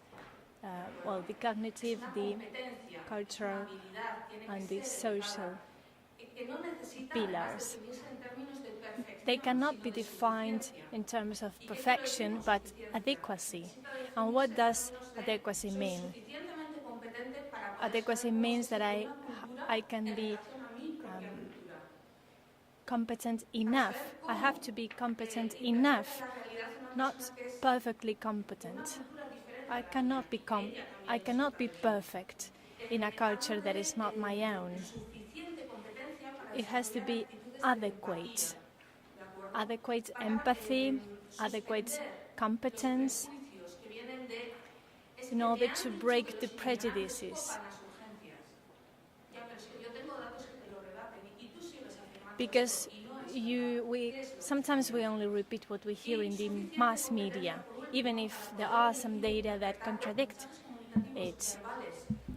We need adequate skills in order to fight these prejudices. This is what the intercultural competencies are, because we are talking about plurilingualism, multilingualism, and cultural understanding and comprehension, because the world is not only what I have seen, what I have learned. It is much more than that, luckily. All these competencies are skills that promote intercultural exchange, communication, the use of language for interaction, for participation, for the configuration of a society that belongs to all of us. These competencies cannot be linked only to the school level, to the basic training levels. It is a competence that is linked to the society of knowledge. We all need to be socially and communicatively competent if we want to be better citizens. But to keep it short, the most evident example is language learning, foreign language learning. This is learning that depends on the position of inclusion or exclusion taken by the social policies and the government. The example that I have just mentioned, it is a position that can be twofold. It can be focused on inclusion or on exclusion. If we want it to be an inclusion approach, it has to be based on all the professionals. It has to include training on intercultural competencies. This is what we're working for and what we try to demonstrate and what other studies demonstrate. And my conclusion is that professionals of the social and educational competencies need to develop these competencies if they want to effectively communicate with other groups, and to develop an adequate training for these groups to minimize the exclusion process and to favor the inclusion and the possibility of these groups to get access to all the social and basic services of the society they live in. That's all. Thank you very much. Thank you very much. Do you have any question?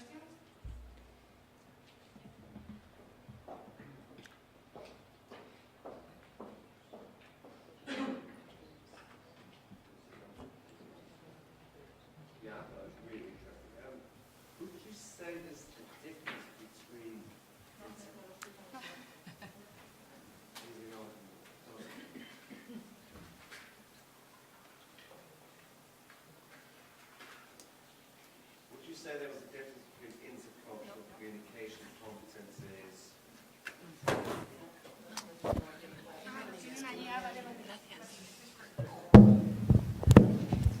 Now? Sí. Would you say there was a Cuando difference dices que hay una fundamentally diferencia, between intercultural communication competencies and emotional intelligence, or are they more or less the same?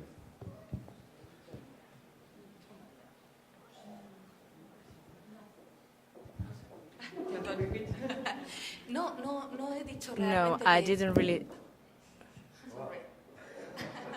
No he dicho I didn't really say that. I didn't really say that there was a difference between competence and emotional intelligence. All quite the opposite. I think they're linked. Now the work in competencies goes through emotional intelligence. But I don't really want to develop this idea because we could stay all day long. It's a path we also follow, and of course, emotional intelligence is the way of being competent. And it is fundamental in our work. We talked during the coffee break with some people about this topic, and we all find that it is fundamental. People want to involve not only in learning languages but also in building a citizenship and an intercultural model. Tengo una segunda pregunta. I'm going to start with an anecdote Voy a empezar con una because anécdota. I thought the anecdotes were really, really like a great way of communicating this.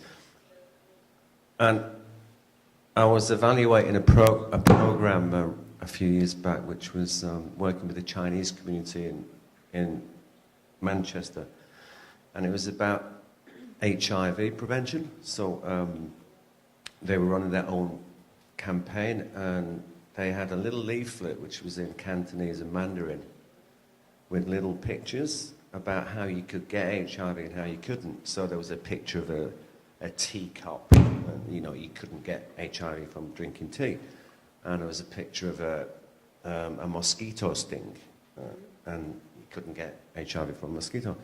And there was a picture of a syringe, a needle, hypodermic syringe, and you could get HIV.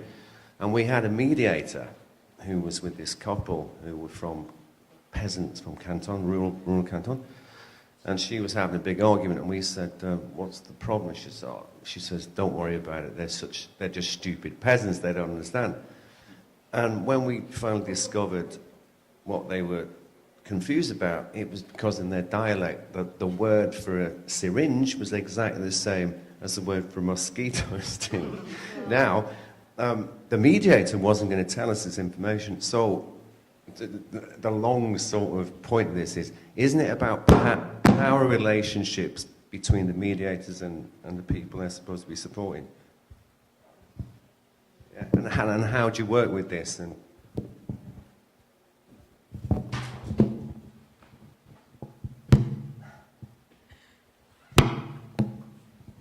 Tranquila. Sorry, there was a problem with the translation. I didn't understand the question. Sorry. I'll say it again. No había. Vale. It was only an anecdote. Sorry. No, so the point of my English. the point of the anecdote is doesn't that illustrate that the real issue is about power relations between the mediators and the people that are supposed to be helped, and how would we address that problem? Yes, sí, yes. Sí, perdón. Me estoy liando ya sola. Quiero ver si le respondo bien. En la anécdota que les he contado del hospital, había una relación de poder. Well, in the hospital, there was a power relationship. There were some rules that must be followed, and that could be followed, and others that couldn't. Those could be followed. The ones that was the partner of the new mother that was translated, and there were some aspects that some things must be done only by nurses, for example, and that the baby must be bathed in a certain way.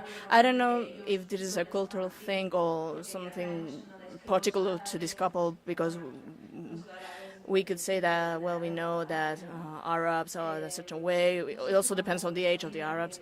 I don't know if this is going through the same path that you just went down the note. Yes, it's pretty much.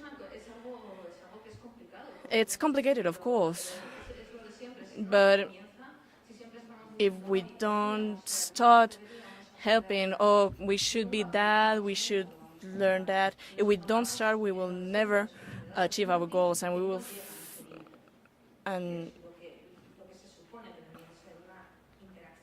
we will never achieve an interaction in our society. Understanding that people do things a certain way because they belong to a culture. The culture is their identity. Afterwards, well, they are individuals. They can be kind or they can be rude. It all depends.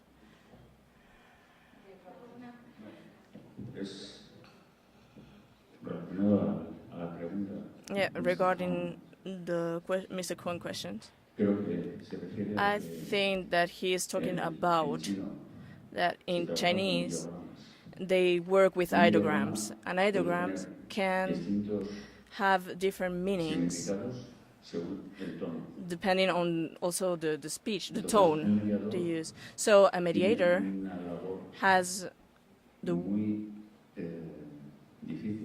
a very difficult work to do because he must know the culture and he must have perfect knowledge of the language. So in the anecdote he said, I think that's the point. A mediator needs... Sí. Un mediador tiene que estar muy preparado, es algo muy difícil. Y creo que iba por esta línea. Yes. I don't know what Sarah thinks, but I think in the mediator must not be responsible for everything. He must know all the culture, he must master all the language, because there are a lot of languages to master. I just say that depending where the country you are, well, here we all speak Spanish, or those who speak Basque, they do speak Basque, but I am positive when I say that we have difficulties when we communicate in our own region. And therefore, this is why training is necessary, not only for professionals, but also for everyone. And those ideograms that we were talking about in Cantonese, we made a case study with some pupils of foreign origin. Well, the parents are from different origin, they are not. And they say that it's very difficult to be in the classroom because they speak Spanish they do not understand. For example, give me the pen. Well, you are very rude when you talk. You talk very loud. I say, we do? It's like when we say that people in Navarra sing when they talk because of the accent. Then why? For them, it's really rude when they say, give me the pencil. And the answer is, why are you talking to me that way?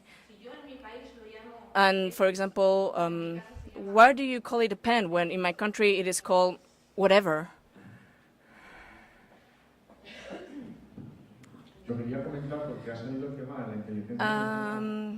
Regarding emotional intelligence, we are tempted sometimes to say that emotional intelligence makes everything perfect. When we work in different areas, this emotional intelligence is what does perfect everything. But I'd like to say that is what allows us to go ahead.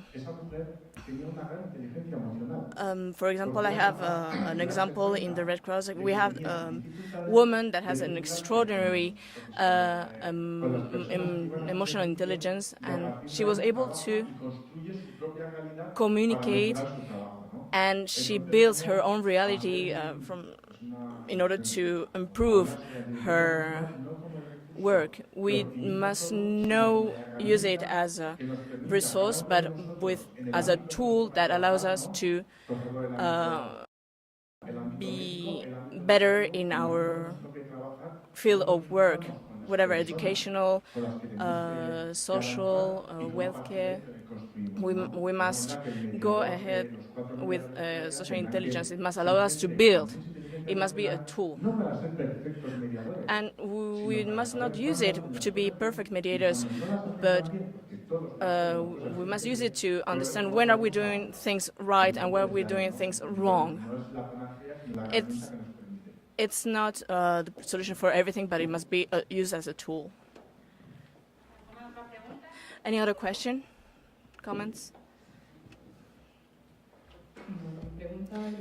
My question is for both of you.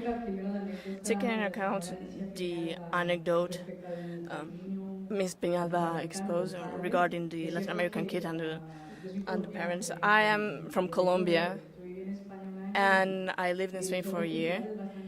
And the difference, the cultural difference is very strong. Vocabulary, way of talking, and for us, saying some other, some words, for example, but, it's very strong to us. We use a different word. I think it's a pity that with all the mediation for Latin American people that is now eradicated with the crisis, economic crisis. I would like to know if you are considering any strategies, any help or the possibilities in order to continue working with Latin American people, because we know the reality of those people and the fact of being an immigrant in Spain. We have the same languages, that's true, but we don't have the same culture, and it's difficult to understand each other in some points. For example, in the classroom, as you just explained, a child can feel aggressed by a way of talking and that he's not used to in his context, is in origin country.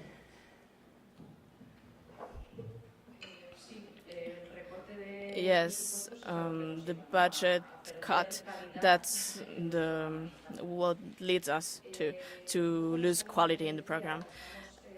In the same topic, we are rethinking the program, and one of the solutions we might use is, well, it's not definite. We are just studying the situation, and I don't know what the conclusion would be. But the fact that our two entities give the resources and the response to all the region, well, maybe we must use the money given to the program and give it to the city hall, and so communities can hire. Of course, we are talking about city halls that have a big immigrant population. And so the city hall can hire the mediator they find useful, with no telling them if they must be from Maghreb, from Latin America, etc. That they must fit the social reality. Well, it also have some issues, because if the city hall hires a Latin American mediator and I have a need of a Maghrebian mediator, well, what do I do now? Maybe in the program I have some profiles, but I cannot access to all of them. Well, we are evaluating all this, but maybe we can centralize the hiring of mediators to the city halls. They will be hired directly by the city halls that know perfectly what the population of the village is. So we are really studying the situation, and we are seeing a bit what could be the best solution. But it's not easy because the money, it's not enough. So thank you very much. Now I give the floor to the workshop, what's working, successful case studies. And we have 4 international speakers, and the workshop will be moderated by Mary-Christine Dayrich. Mr. Summers, Ms. Matovic, Ms. Rodriguez, and Marie-Christine Dayrich, and Ms. Summan. Please come to the stage.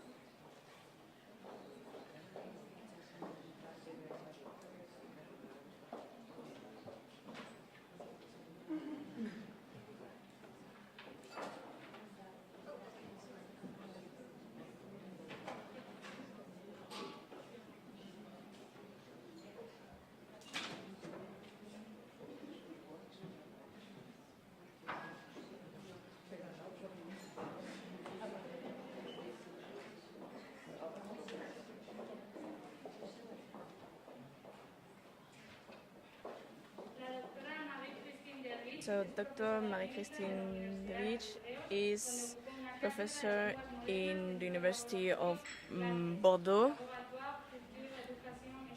and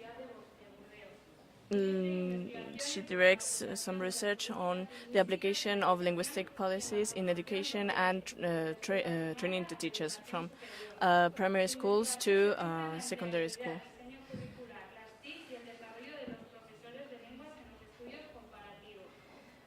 She works on employability, ICTs, etc. And she has worked in some European projects, for example, the LAMA project, language policies for the labor market.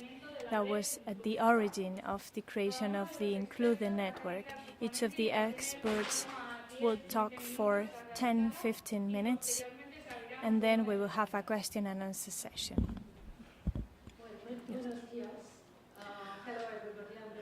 Hola, for this first international conference, and I'm going to introduce the first workshop that we have. We have 4 speakers, and after each presentation, we will have some questions after 10 minutes or 12 minutes presentation for each of them. So our first speaker is Thomas Summers. He comes from, he is connected with the linguistic department at the Rijks Universiteit Brussels and the English Philology department at the Universitat Autónoma de Madrid. His research interests focus on CLIL in relation to second language acquisition, pedagogy, and language policy. The latter more specifically in connection to inclusion-exclusion practices. In his recent conference papers, they dealt with immigrant minority students in CLIL and CLIL access criteria. Well, we're listening to you, Thomas. Buenos dias, good morning. Let me start off by thanking the organizers. Sorry, it's not on? Is this better? Right. Let me start by thanking the organizers for the opportunity of being here to briefly talk to you about, in this case, immigrant minority student success in CLIL, and more specifically, pedagogical and policy perspectives on the topic. As a matter of introduction, inclusive CLIL, what I term inclusive CLIL and what has been termed. Some years ago, a number of researchers suggested that CLIL might be a more suitable educational alternative for immigrant minority students, which is in stark contrast to the idea that, we should keep CLIL as something for majority language students, for autochthonous students, and we should reserve home language education for minority students. Now, the thing is that I actually find this to be somewhat elitist and actually unnecessary in the sense that CLIL methodology is fundamentally inclusive. It allows for the coexistence and use of all students' languages in the classroom. It supports the various linguistic and cultural backgrounds of these students, and it enhances learning through the integration of content and language. And it's my opinion that by withholding CLIL from immigrant students, we're actually limiting their opportunities and in the process risking a number of consequences such as loss of self-esteem and lost opportunities to learn additional languages. Now, deeper into why inclusive CLIL then, there's a number of factors that play a role here. First of all, are there any other options that are really suitable? When we think of traditional forms of additive bilingual education for minorities, these are usually typically designed for regional minorities, and they have a very different characteristics from immigrant minority students, which first of all, come in huge diversity of languages within one and the same country. These speakers are usually there in small numbers, which are then again scattered throughout the country, in contrast to regional minorities, which are usually clustered within one and the same area. Finding qualified bilingual teachers and materials is also difficult. Lack of codification and lack of elaboration of some of these languages is a problem in the sense that they are sometimes not even available in a written form. So what are we going to do about these languages? And there's, of course, standard and dialect varieties of those languages. So that also creates a problem. So as long as the premise is that of homogeneous groups, which are the basis for educational programs, traditional forms of additive bilingual education are not going to work for these students. And it is also my opinion that, in fact, grouping these students into separate programs is actually just worsening the situation that is already there, that is segregating them further from mainstream education and society at large. So what is some of the research evidence that we have? First of all, we know that enrollment of immigrant minority students in CLIL is definitely on the rise. Data from Canada, for example, in the Basque Country are very informative on this issue. Also, if we look at why parents are enrolling their children, we see that they're using this as a strategy for upward social mobility, for getting ahead in their new, in the host country. ESCL provides linguistic, social, economic, and symbolic capital for reasons of integration, for economic reasons, and so forth. If we're looking at outcomes, we see that for subject knowledge and for language development, there's actually no differences between immigrant minority students and autochthonous majority language students. In fact, especially for language development, we sometimes see that immigrant minority students gain superior levels to autochthonous students in those cases where immigrant minority students come to school with literacy in their home language. And this clearly shows that actually literacy is the big explanatory factor here.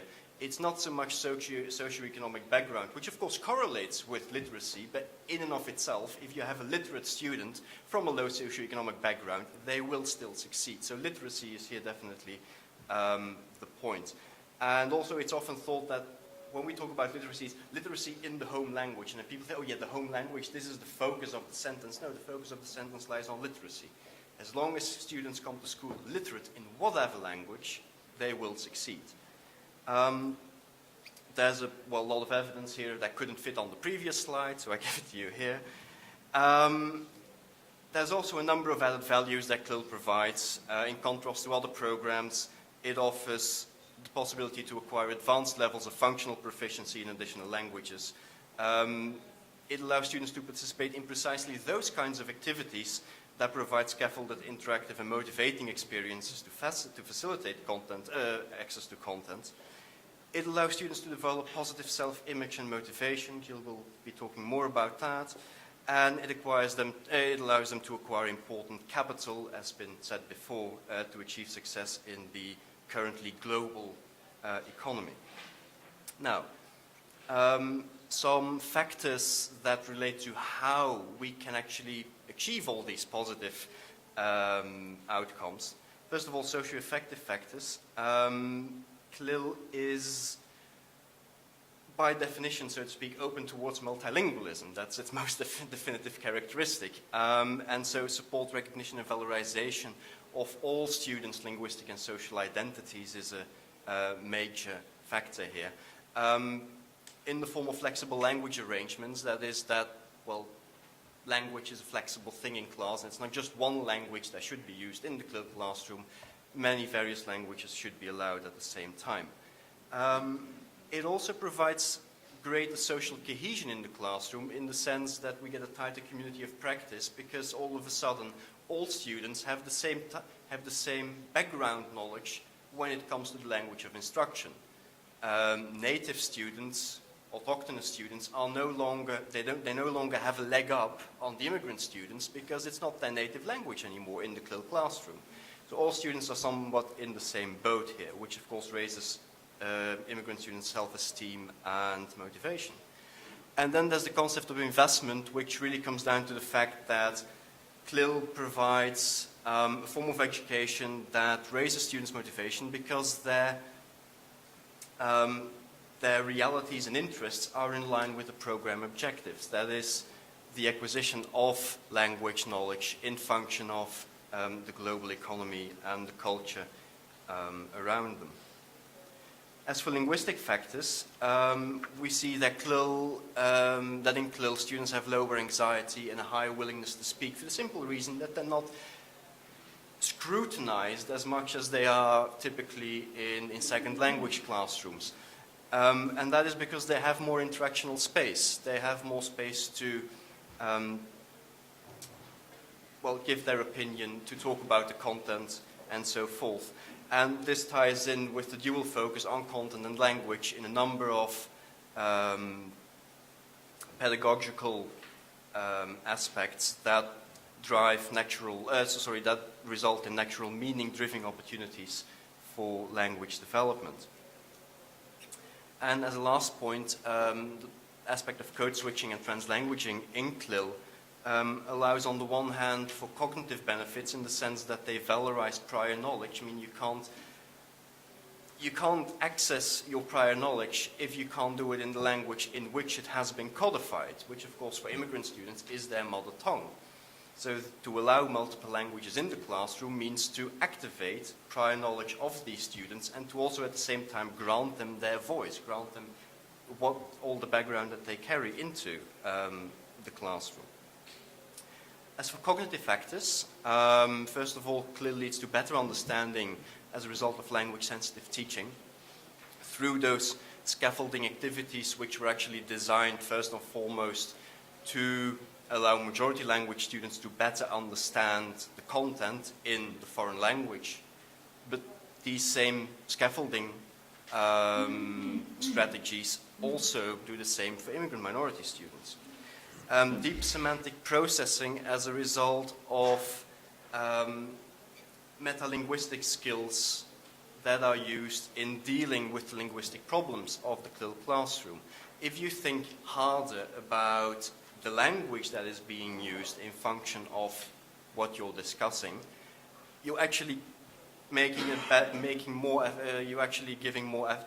putting more effort, into tackling the content and at the same time the language.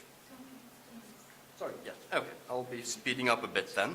Right, okay, and boosted knowledge construction through dialogic teaching, that has been said before, and a number of cognitively more cognitive benefits, which Jill can also tell you all about. Right.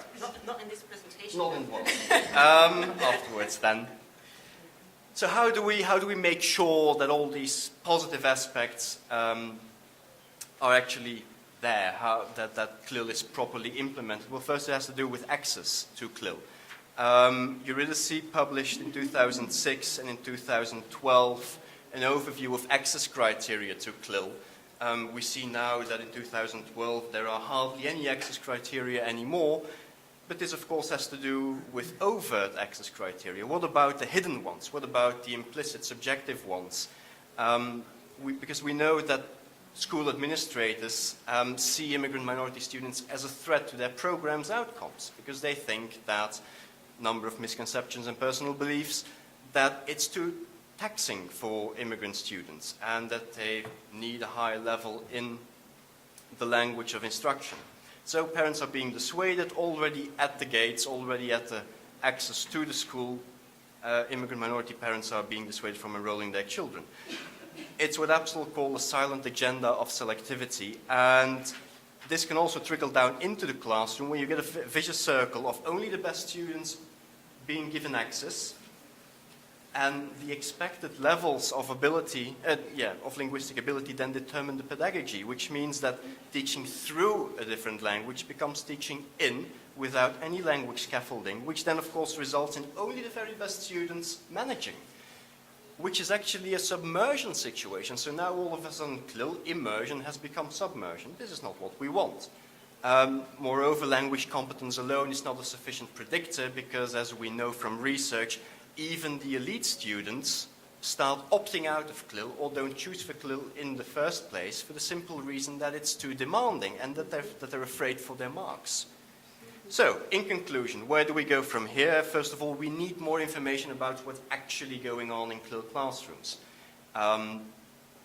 What works, what doesn't work, and why and when, and what's in the minds of stakeholders, especially administrators and teachers. Dissemination, which is of course what this conference and this network is all about. It's not too taxing for students, that needs to be put out there. Language competence should not be used as a prerequisite. It is actually an educational goal and an outcome of CLIL. It shouldn't be there in the first place. It's what you get at the end. The importance of scaffolding and flexible language arrangements, and personal opinion starting early. I know that Carmen Munoz has a different view on the subject because we're looking at different things. She's just looking at language attainment, but there's more to CLIL than just language, and cognition is definitely something that you get better when you start earlier. So in conclusion, I think that, safeguarding CLIL from what has been called in 2012 the political hijacking of bilingualism for elitist flagship programs is definitely something important. Thank you very much.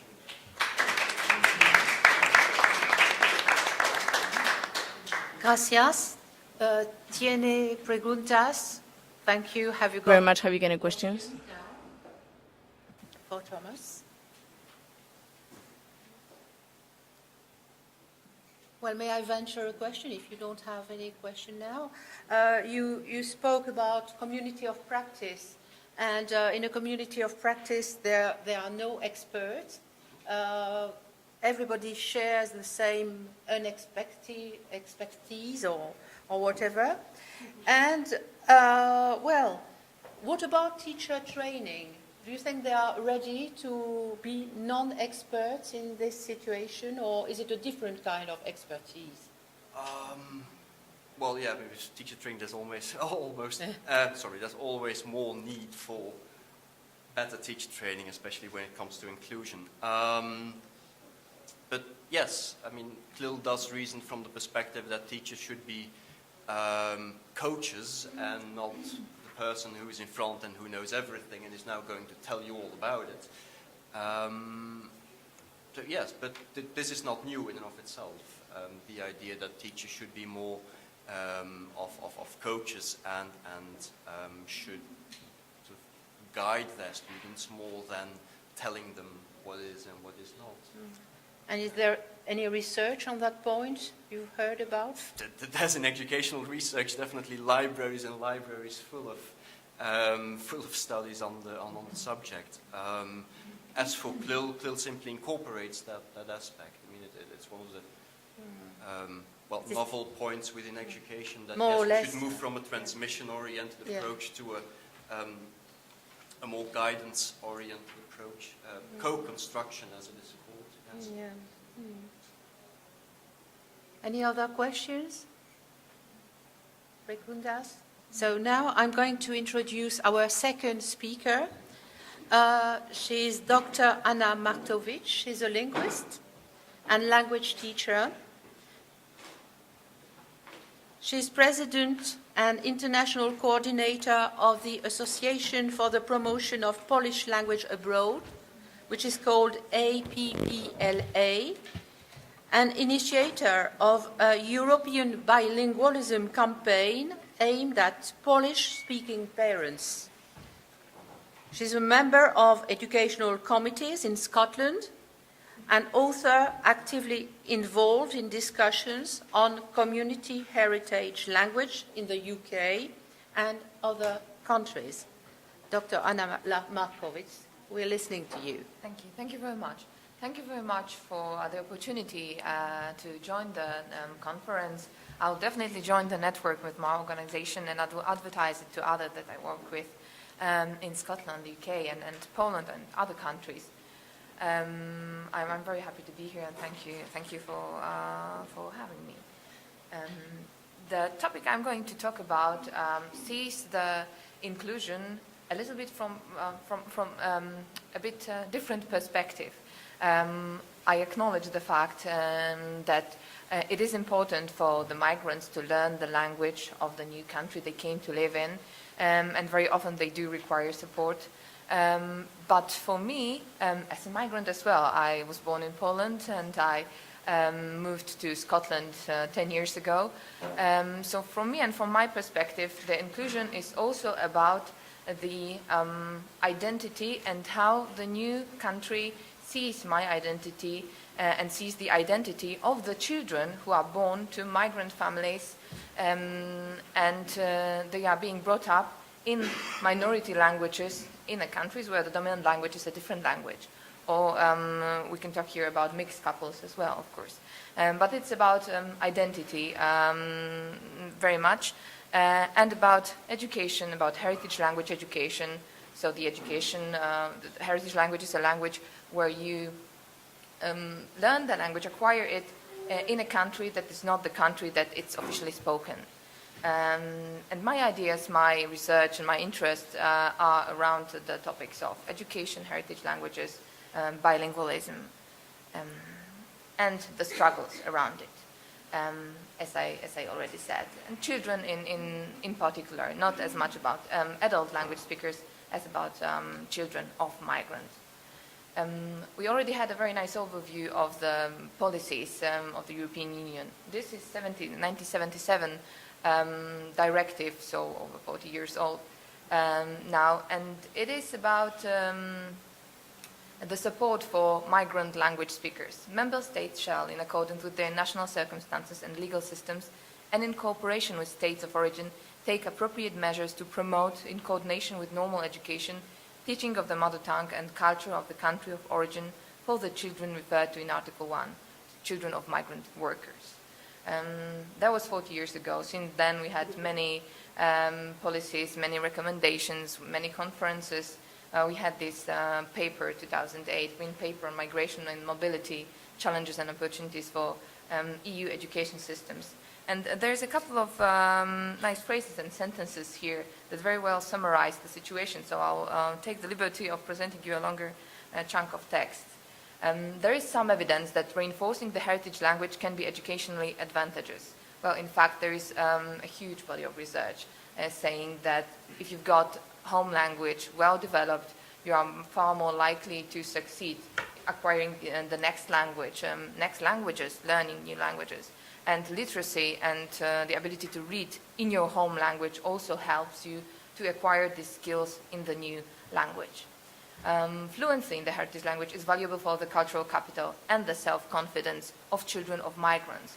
We do want the children of migrants. I want my daughter, who is born to a Polish couple, to be brought up as a confident person, feeling confident in both her culture, the culture around her, and at home, and knowing that she can value both cultures and that she should value both cultures.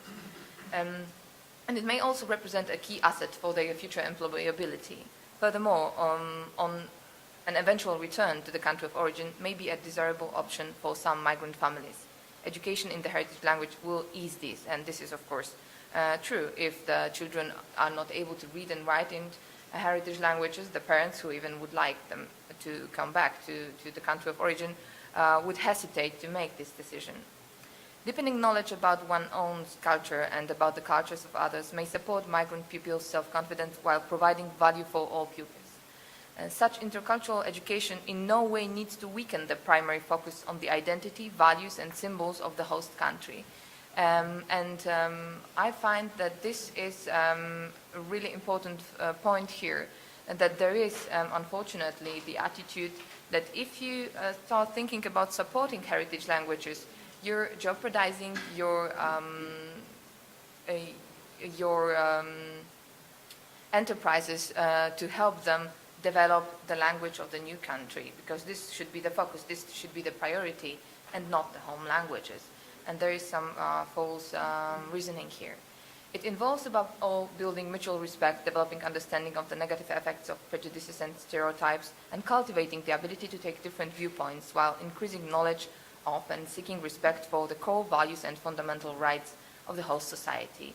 And I do agree, and I think you all would agree to that as well. The language I'm focused on here is the Polish language, my native language, the language of over 2 million Polish citizens who left Poland to other European countries in the last 10 years. But the discussion very much applies to other languages as well. I work in Scotland, in the UK. In Scotland alone, we have over 150 languages being spoken in Scottish schools, and over 150 complementary schools, so community enterprises providing for classes in heritage languages of the children. But the focus here is on Polish. Here's a little diagram from the Office of National Statistics in Poland. The numbers are underestimate. We know that in the United Kingdom there is around 1 million Polish citizens living now, and you can see really many of the countries of the of the participants of the conference here as well. We've got Italy with almost 100,000. We've got Spain here as well. I think it's something more to 60,000 now, according to the consulates here in Spain. Generally speaking, 2 million people outside of Poland within the EU. What's the provision for Polish language? In mainstream education system, we've got classes of Polish in Germany, Sweden, Austria, and Denmark. Usually you need 5 to 7 students who can apply for lessons in their heritage language in these countries, and this is done for Polish in these countries. So this is the directive I talked about at the beginning. In these countries mentioned here, and in other countries, we have Polish complementary schools. So these are schools that operate on a 2, 3, 5-hour basis, usually on Saturdays. They are run by community organizations. They hire Polish language teachers, and they use usually premises of either primary or secondary mainstream schools. So like in Scotland, the Polish schools, they hire venues from Scottish schools. And we've got over 250 of these schools in Europe. And this is, as I said, nothing specific to the Polish community, because we've got, even in Scotland, 150 community schools, according to a report published in 2008. And we have a paradox here, because we've got these policies of mother tongue plus 2 languages and 1 plus 2 languages, but at the same time, the languages that could be supported in order to meet the targets, and first of all, in order to make sure that the children benefit from the support and for the self-confidence and the respect for the language, are not being met. And there is a quote from I don't see the bottom here. It's the Guardian article recently published end of November. Justin Weiber, director of the Language Center at Cambridge University, said students with English as an additional language were labeled as a problem to be solved, even though many schools reported such people as outperforming native speakers. Young people's sometimes negative sense of the value of their language skills was influenced by the prevailing national attitude, and sometimes even by family pressure to drop their home language and focus on English. I've talked to young people who don't want to admit that they have another language, or if they have a qualification, won't put it on their CV. They've been reluctant even to be proud of it. And this is very much true from many of the personal encounters I have with Polish parents and Polish families. Some statistics, as I said, over 800,000 Polish nationals residing in the UK. It's close to a million, it is said now. Polish is the largest language after English in the UK now. And there are over 20,000 Polish children being born to Polish mothers every year. So these are the general statistics. If you need some economic reasons why Polish could and should be supported in UK, here are just three. Poland is the UK's 9th largest export market. The UK is the 3rd largest investor in Poland. And Polish immigrants are the 6th most numerous group of all migrant entrepreneurs, founders or co-founders of active UK companies. And have in mind that we've been in the UK for the last 10 years only. They constitute 15% of self-employed in the UK. So these are the reasons. What's the situation of the language now? There are no classes offered within the mainstream education system. Secondary school examinations at GCSE and A-level, as they are called, are available, but the preparation is done exclusively by the Polish complementary schools or by private teachers. There are over 100 Polish complementary schools serving Polish immigrants in Great Britain. Around 10%, only around 10% of children of Polish origin attend the classes. The schools hire premises, and unfortunately they are not allowed to put anything on the walls or to use a space within the school. So all they need for the classes they need to bring with them and take with them once they are done. So there is no really, they just hire the venue. There is no really cooperation between the mainstream schools and these enterprises. Increasing uptake for the Polish exams, those I mentioned here. And if you look at a table here and you see for Polish,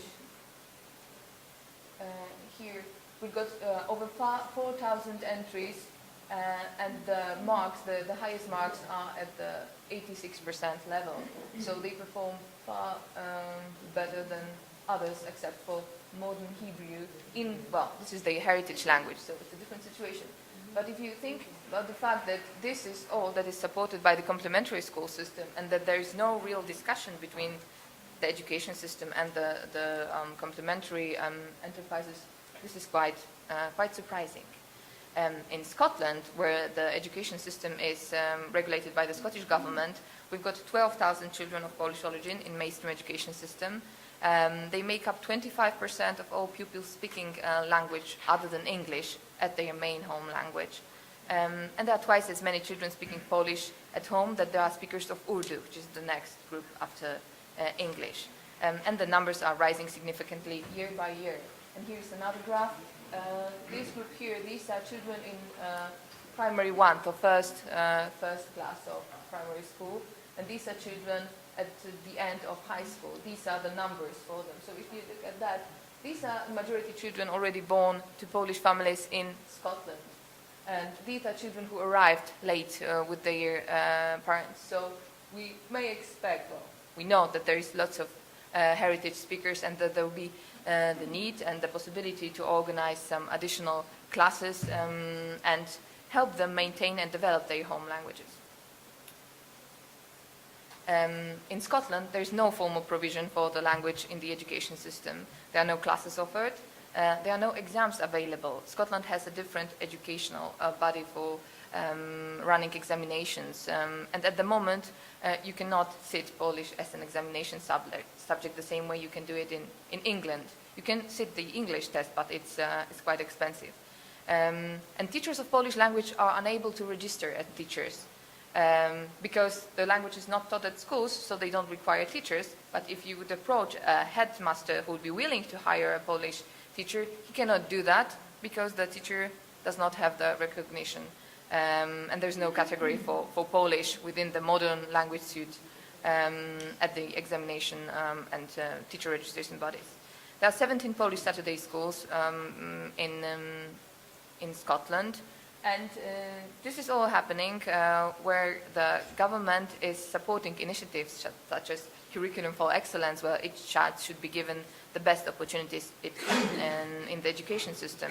We've got Scotland's National Centre for Languages that 8 years ago proposed that report I mentioned, but this provides only for the languages already being taught by the mainstream schools, so French, Spanish, Italian, German. There is nothing being done for the community languages. And we've got also 1+2 language approach, which is the mother tongue +2 equivalent. What the priorities should be? Well, there is the need for bilingualism awareness campaign in both the migrant and host communities. We want the parents to prepare their children to enter schools. We want them to give them chances to meet the other language, the language of the country, but we also want them to help children maintain their home language so that they can emotionally link with their parents and they can be brought up understanding their culture and their attitudes, their beliefs. This is important if we think about social cohesion, if we think about the family interaction, and at the end about healthy society. The efforts made by the migrant communities to support their languages, these complementary schools, they need to be recognized far more than they are at the moment. Development of forms of close cooperation between mainstream schools and complementary schools is something that would have to be looked at as well. And I would think that appointment of regional development officers for community languages should be a step that each country could introduce, so that they assess the needs and keep the dialogue alive between the complementary schools and the mainstream schools, facilitate the cooperation between mainstream schools and community projects, and facilitate the development of resources for community language projects.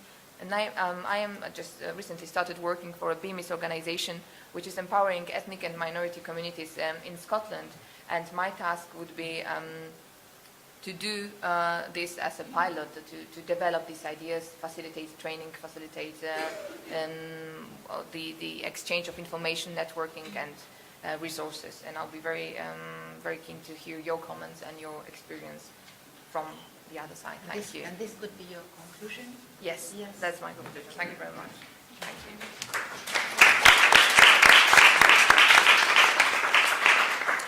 Well, thank you.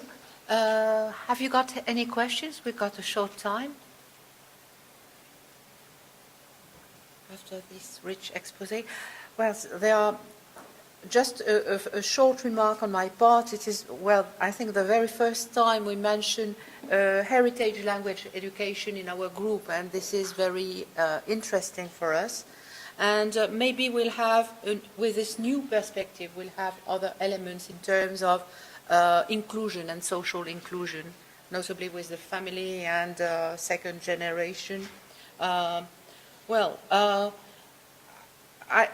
Just one short question, maybe about what you say about the languages, the links between languages for children. And you say, in a way, that it is positive. And this transfer of skills, how does it work between Polish and English at school? At the moment with the young children, they very often enter primary schools not knowing English well enough to be able to cope fully. So there is a support from the Scottish side. There's English as an additional language services and officers coming to help the children. And it is known from the research that the child would need around 2 years to develop the basic communicative competence, but 5 to 7 years in order to have the full academic competence to be able to cope with the curriculum. So you've got this gap of 5 to 7 languages, and according to all the research and the results of the research, the best practice would be to support home languages so that the children can develop cognitively, intellectually, also emotionally, in the language that they know better. And it's not, in terms of education, it's not about learning differently because you're learning in English. It's about very often about assigning labels to what you're learning about, whether it's science or mathematics. You would understand it best in the language you speak best. So that's the advice, but it's, well, hardly implemented, unfortunately. So, well, thank you. Now we are going to have our third presenter. Her name is Ingrid Rodriguez. She's a PhD student in higher educational studies and English studies and language didactics in Bordeaux. She also has a master's degree in education of professionals of education from the University of Reims in France, Granada, and a foreign language and didactics degrees from Universidad del Valle in Colombia. She has worked in different cultural and educational contexts in France, Spain, and Colombia, teaching English, French, Spanish, and Colombian. Her research is about language policy and the introduction of the Common European Framework in Colombia. So we are listening to you. Thank you. Hello to everybody. As Professor said, I'm going to talk to you about the Colombian linguistic policy. But as we are using languages here, I think I'm going to speak in Spanish to keep the diversity here in the workshops. Okay? Bueno, primero que todo, pues quisiera presentar. I would like to introduce you the Colombian context as for linguistic policies in the country. The European frame, common frame, in the global economy that we find ourselves today. It's also important to develop the trainers and the difficulties we have found in the implementation of these linguistic policies. And then I'd like to introduce the profiles we can find in trainers of foreign languages. When we talk about social inclusion through teaching languages, it is first important to know the Colombian context when the constitution of the country recognized Colombia as a multilingual and multicultural nation. We have Spanish as a native language, a national language, but we have also 65 indigenous languages that belong to our societies, that they belong to our culture, and they are spoken by different communities. This is what the 1991 Constitution says, and in 1994 we strengthened this article with the General Law of Education, where Colombia becomes a multilingual and multicultural country with the different ethnic communities. And we also take into account the teaching of Colombian languages in the same context as bilingual teaching, Spanish and Colombian languages, and also sign language. In 1999, we had the guidelines of the Spanish curriculum and foreign languages. In some cases, we teach French, but English currently has the most amount of hours in the public teaching. In 2004, we have the National Bilingualism Program. This program is introduced in a context of, in a program of 2004-2019, and it's one of the bases in order to install the linguistic policies of the country. And how is in 2006 we have the basic standards of foreign language competence, and the Education Ministry presents bilingualism, especially English-Spanish. Taking account, we have a multicultural country with indigenous language and also sign language. They have not been taken into account in this policy. We wanted to know the viewpoint where the Common European Framework of Reference is right now in the Colombian language policies. It is found as a model to follow, a pattern, and the different levels that installed the European framework. It's also seen as an international standard, and that has an global impact in the linguistic policies of the country. As Dr. Cullen said, one of the keys of this policy is the development of Colombian economy and the openness to the international market. This is why English is developed as a most important language in the language policies of the country in order to give more access to jobs. These policies, as I said,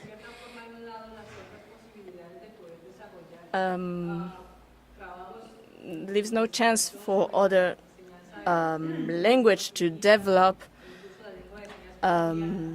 training for trainers.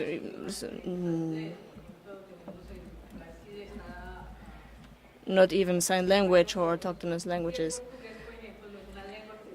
And for example, we are neighbors with Brazil, and Portuguese is not even taken into account, even if Brazil is an emerging economy.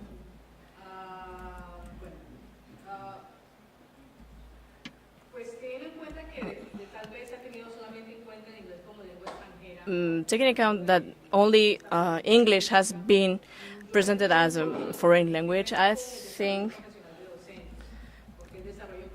we have to train trainers so we can change policies, the way of thinking and work.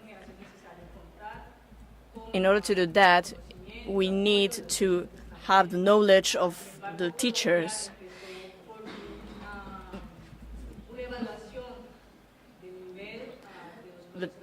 Colombia made a test of English level of the teachers, and that was a controversy because the results of this test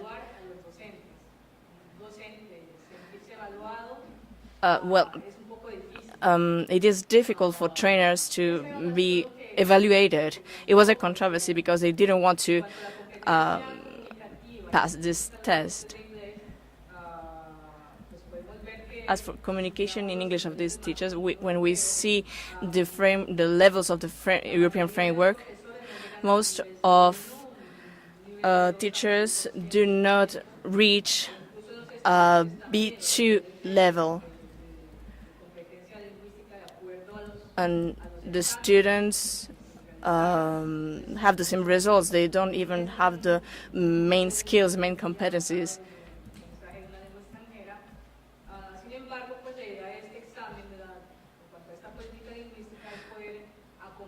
This test was created in order to accompany the development of trainers in the teaching of a foreign language. This is why we see in the policy a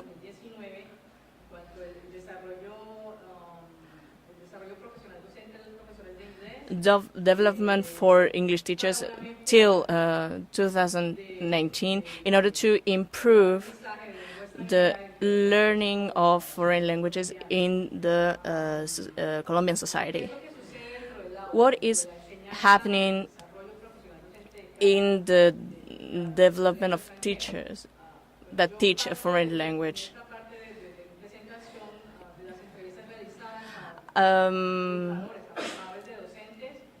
I am presenting this data based on the interviews I made with English teachers that have different projects, training projects. And we saw that we take into account different aspects, for example, English level, culture, didactics, standards and curriculum, innovation, TIC, and classroom research. Nonetheless,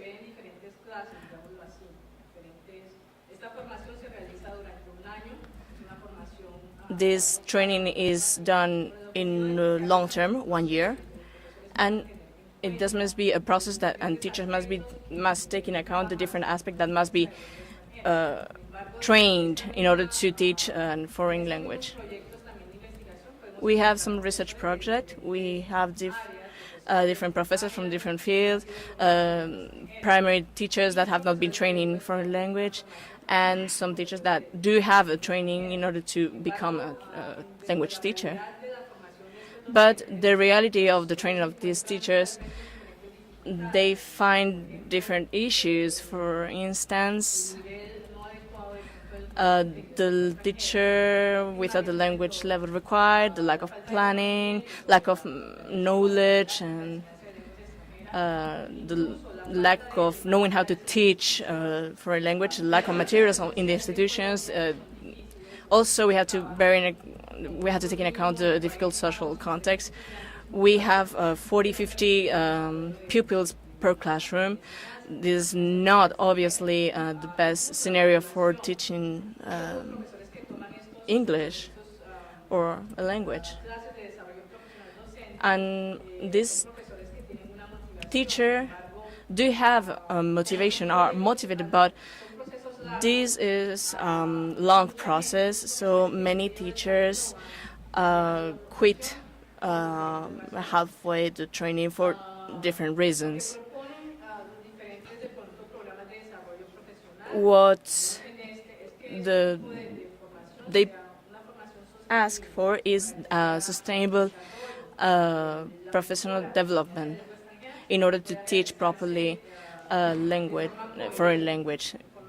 And it must be done in a coherent way so that teachers can exchange information, exchange knowledge and material, and they can make some research on their own teaching.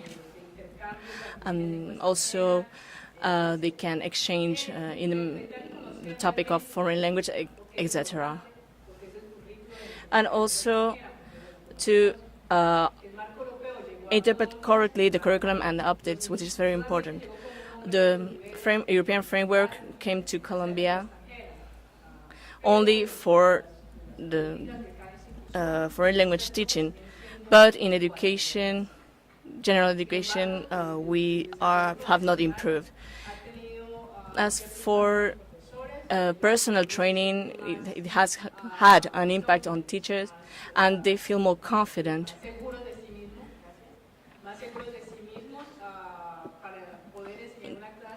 They feel more confident in order to teach a lesson. Especially those teachers have not received a training for teaching English. They do ask to be trained as they were the pupils, as they were the children, because that way they will understand how they must teach people, and they will understand what they must do. It is basics for them. They must understand the teaching context, the reality the pupils have on a daily basis. And they have to be open to difficult situations from the official sector. They say also that the trainers must be creative, and they have their own resources, because they will also need to respect the teachers' learning styles and rhythms, and they need motivation, of course, and they need to create a context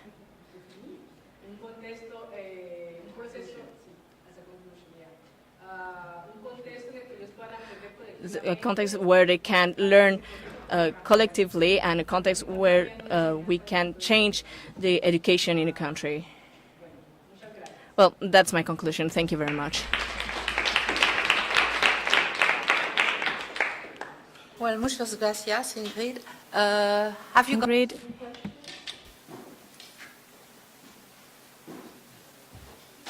Yes? Can you take the microphone? First of all, thank you for your presentation. It's very interesting. I would like to know, how are these teachers selected? What kind of diploma they get before teaching the pupils English? They volunteered? No, they are all teachers, okay? But some of them are teachers from primary school, so they don't have a level in the foreign language. They are primary teachers who have to teach different subjects, okay? Okay. And nowadays they have to teach English too. but they don't have the level to do it. So it's kind of difficult to teach something that you don't know, even if you are part of the system now. Okay? Some of them are, they have a licencia en lenguas extranjeras. Some of them. But for most of them working in high school, not in primary school. Okay? So, and the problem that we have now is that teachers from primary school, they have to teach the language, but it is difficult for them to do it. So maybe the policy is helping them to have or to develop some skills. Yes. To learn the language first, okay, to get a good level in English, and then to continue working on didactics and curriculum and all the aspects they have to do with teaching, because at the very beginning they didn't have to teach the language, okay, when they started. I'm talking about different teachers from 20 years ago nowadays, okay? So it's not the same. Nowadays maybe the teachers from primary school, they have to learn a language too. It's the same case in France, I think. Yes. Teachers 10 years or 20 years ago, they didn't have to teach the language, the English language. It came in 2002 in France for primary schools. Yeah, so it's very difficult for the teachers to start doing that without any knowledge. So I find it's fascinating, when you talk about the teaching materials. So the teachers have to do by themselves. Yeah, most of the cases they have to do it by themselves because they don't have any materials. The difficult situations in the country don't allow us to have those materials. So teachers have to work in a social context. That's not very easy. So even that is important. Well, thank you. Sorry, it's very, very short, but now thank you. Now we are going to listen to Gilles Surmont. She is a PhD researcher at the Vrije Universiteit Brussels in Belgium. She investigates the cognitive effects of multilingual education in the form of content and language integrated learning, CLIL. Her research interests are the effects of CLIL and multilingualism have on the learning process and the brain. Besides her research, she offers guidance and information to schools that have troubles with implementing CLIL. In an IYT project called Validiv, which is a cooperation between the University of Ghent, Belgium, Vrije University Brussels, and Catholic University in Leuven. All these cities are in Belgium also. She helps schools in Brussels to validate the linguistic diversity in the classroom. Indeed. So have you found your slides? Yes, but I'm pushing the wrong buttons. So take your time. I'm sorry for this. It's not the one. Yes? We're getting there. Okay, fine. I'm just going to push it here. There we go. Sorry for that. Hello, everybody. Thank you for the introduction. And thank you very much for the organizers for having me. First of all, I want to apologize for this ridiculous title. Sometimes, late at night, you have a wonderful idea, a great stroke of genius, but sometimes you end with this. So quickly going to move on to the next slide, and let's forget about the title. What are we going to do in this presentation? Well, quickly, I'm going to give an overview on CLIL and why it is important to use mother tongues one or mother tongues plural in education. We all know this, but I'm quickly going to give an overview to then come to the context of this research, which is Brussels. And as you will see, it is a very difficult situation. Coming to research, I'm going to focus on sense of belonging, which is an aspect of motivation, short discussion and conclusion. As we do not have much time, I only have 12 minutes, I'm going to move very fast over this. CLIL, what is CLIL? I'm not going to use one of the traditional definitions as we know them from Marsh or Dalton Puffer or Coyle, because I think they're not good enough. I'm quite sure that this might sound arrogant, and I have no intention whatsoever to sound arrogant, but I think that they're too vague This is a working definition. I'm still working together with some colleagues on a better definition, but I think it's really important that it's made clear that it's a content course and that it's taught through another language than the usual language of instruction. I'm not saying a foreign language, I'm not saying an L2, because as we will see, this then excludes a number of pupils. If you say an L2, yeah, well, what happens if you use the mother tongue of the pupil in CLIL? If you say a foreign language, what if it's not a foreign language for the people? So that's why I'm using here another language than the usual language of instruction. I'm not going to go further into the definition area. If you want to discuss this more, please come see me afterwards. But what do we know about CLIL? Very short. You can summarize all research areas on CLIL into 6, here I've done it in 5 points, which are the language outcomes, both target language and traditional language of education, content outcomes, what happened with content outcomes, motivational outcomes, cognitive and neurological outcomes, and summarized we can conclude that if you find any effects, they're positive, based on the assumption that everything is done correctly. And then I mean CLIL is corrected in a correct way, teacher is doing everything in the correct way. Those are very important points. Now, the thing is that with these researchers, if you look at the pupils or the students used for this, is that they're often monolingual students who become bilingual through the program, or they speak at least one of the instruction languages. But then what happens with speakers of other languages in CLIL? What happens with pupils who do not speak the usual language of education or the target language? Are they not welcome in CLIL? What happens with them? I mean, we do not know much about that, with the exception, there are some studies on that, and I do not want to exclude them. You have the study of Piet van der Kraan and his colleagues from 2007 who worked on Brussels, and there are some other studies as well. But they're a minority. Usually, when we look at the effects of CLIL, we work with a monolingual or bilingual group in which the pupils speak at least one of the languages of education. Now, why is it important to include the mother tongues in education? I mean, everybody knows this quote from Jim Cummins, where it's really important to include them, because if you leave the language and culture at the schoolhouse door, you leave part of who you are at home. I mean, you basically say part of who you are is not welcome at school, and that's not the point. School is more than just passing through information. It's all about creating your own identity and becoming the person you will be for the rest of your life, or at least making the foundations for the person that you will be for the rest of your life. So having part of your identity excluded in school, it's creating a really weird situation that you do not want to be, because it's nearly schizophrenic. Many studies also have shown that exclusion of the mother tongue in education is not positive. It has negative effects, both on well-being, obviously. If you cannot be who you are at school, you won't feel well, but also on academic achievement. It's not just for well-being. It's not just what people sometimes call the hippie talk, being happy and feeling welcome. It's not being a hippie. It has academic. It has an academic link. It has cognitive effects as well. Coming to that is that what happens when you're in a highly multilingual context. Brussels is, for all I know, one of the most unique cities language-wise in the world, especially when you look at the educational context.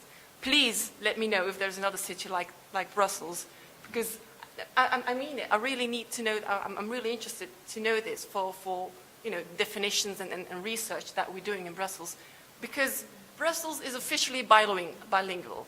It's the capital city of Belgium, for those who do not know that.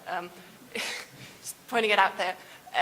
It has French and Dutch as official languages. Belgium is officially trilingual. We speak Dutch, French, and German.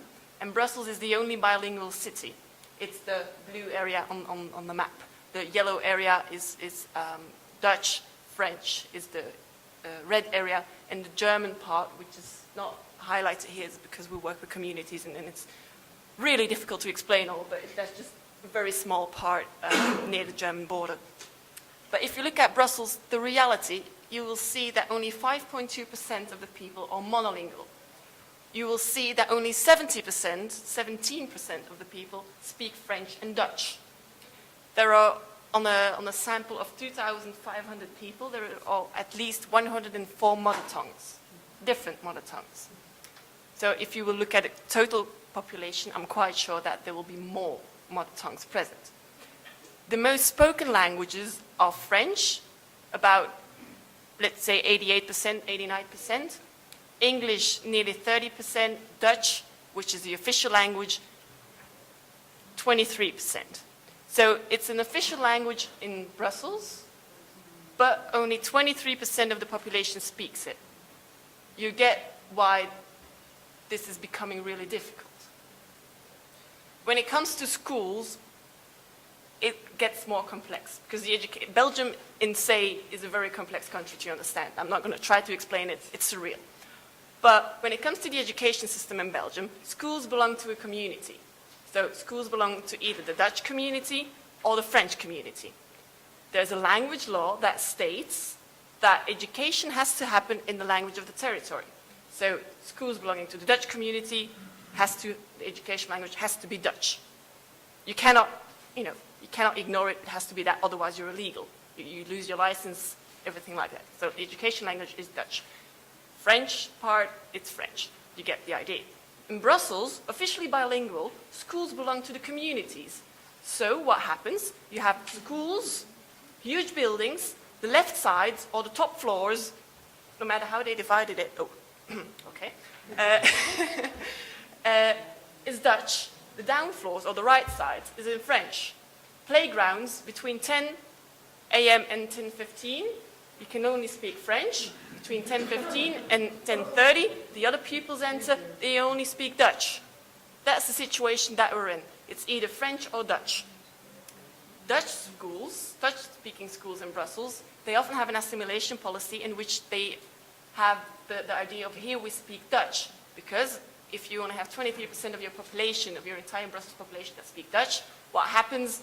You're basically an island in French and other languages. So the schools really have to struggle to keep their Dutch identity. So what do? They enforce Dutch. This is very difficult to read, but is a screenshot of a website of a school. It says, we are a Dutch-speaking school, so here we speak Dutch. This is the homepage of a school. I mean, this is the idea that they have. And they have it done on the best intentions. They want their students to succeed because they have to succeed in Dutch. And the idea is the more Dutch that they hear, the better they will perform. If you will include all different languages, if you will include French, yeah, well, they already hear French everywhere and they have to succeed in French, in Dutch, I'm sorry. So everything has to be done in Dutch as much as possible because outside the school, they do not hear Dutch. This is the situation, but we know it does not work. There's a problem because the pupils often only hear Dutch at school, and that's it.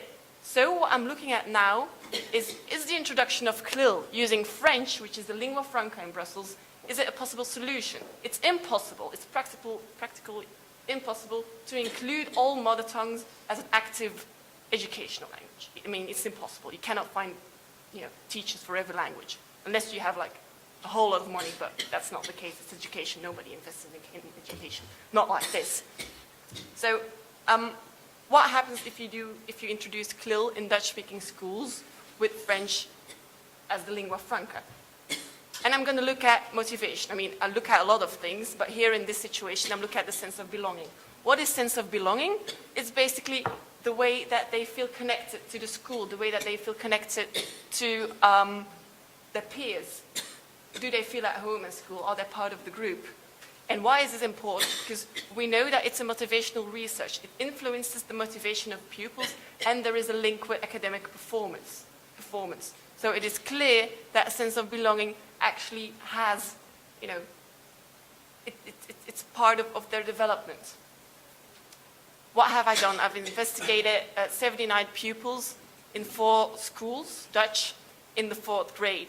And 41 pupils, they follow the CLIL trajectory. And I call it pre-CLIL because it's, as I've mentioned, it's basically illegal. It's Belgium, so there are always gray areas in the law. There is always loopholes. How do they do it? You have a decree that states that you can give language initiation. You cannot call it CLIL, but if you call it initiation, you get them familiar with a different language, then it's okay.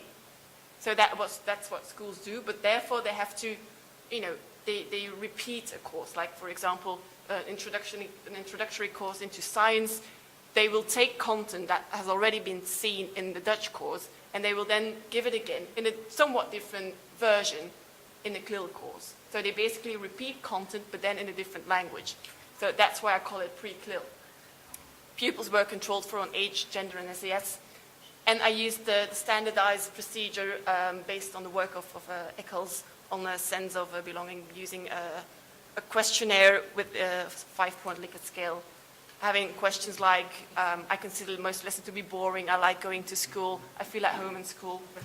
I'm going quickly over the numbers.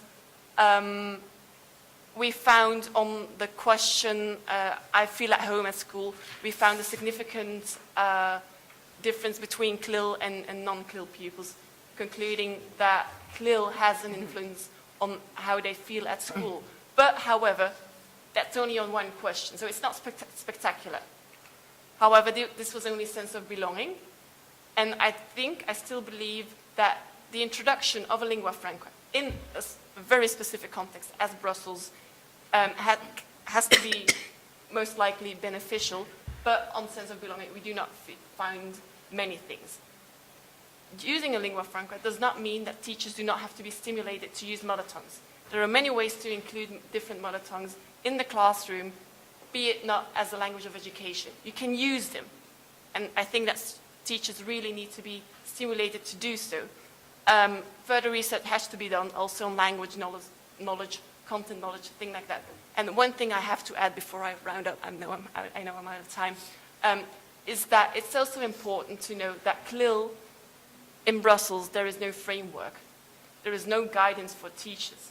So I also think that the moment you start guiding teachers better, if you help them develop materials and also support them, you will get better results, because from my experience is that teachers often do not know what they have to do when they're in CLIL. So I also think that if you would have teachers that really knew what they were doing, we may have found better results on the sense of belonging. But, I do not know it for sure. My data does not show it. But that's for future research. Conclusion, introduction of CLIL affects sense of belonging minimally, but it's a step forward. They do feel better. More research has to be done. So thank you for your attention.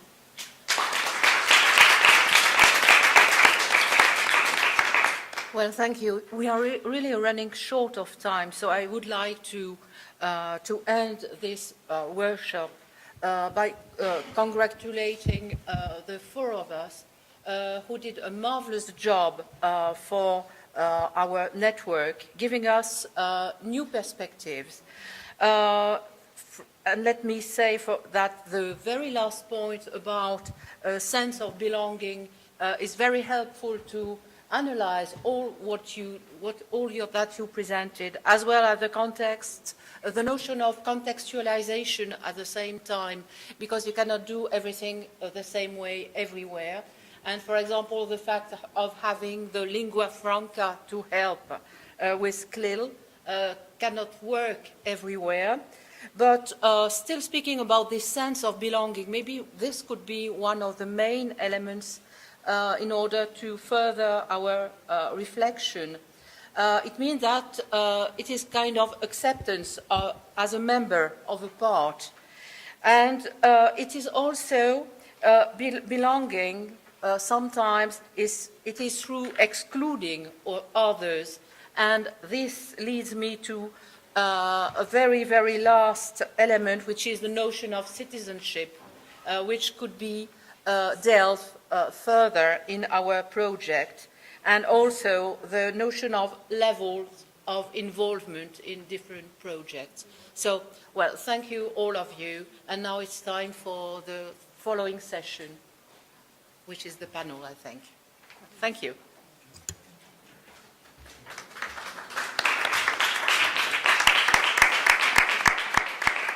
Okay, thank you very much, speakers. Thank you very much, moderator Marie-Christine. A continuación vamos a dar paso al panel de Now, discusión. give the floor to the panel until which linguistic policies and practice of teaching language can help the social inclusion and an active inclusion. All the speakers of this meeting will be in the panel, so come to the stage Mr. Joe Cullen, Ms. Maxia Kene, and Ms. Peñalba Vélez. Also, Mr. Summers, Miss Samek will be the moderator of the panel. So, Ms. Peñalba has had to leave, so she will be excused. Moderator Manuela Samek is the director of the Institute of para Ricercas Sociales, and she is a PhD in Catholic University of Milan. She has more than 25 years of experience in the research of social economical analysis and the evaluation of structural funds of the EU labor market and gender equality. She has a great experience in the chairing comparing studies and evaluation, and she has published books and papers regarding economy and policy evaluation. During the panel, please feel free to take the floor, and you have a mic at your disposal. Thank you.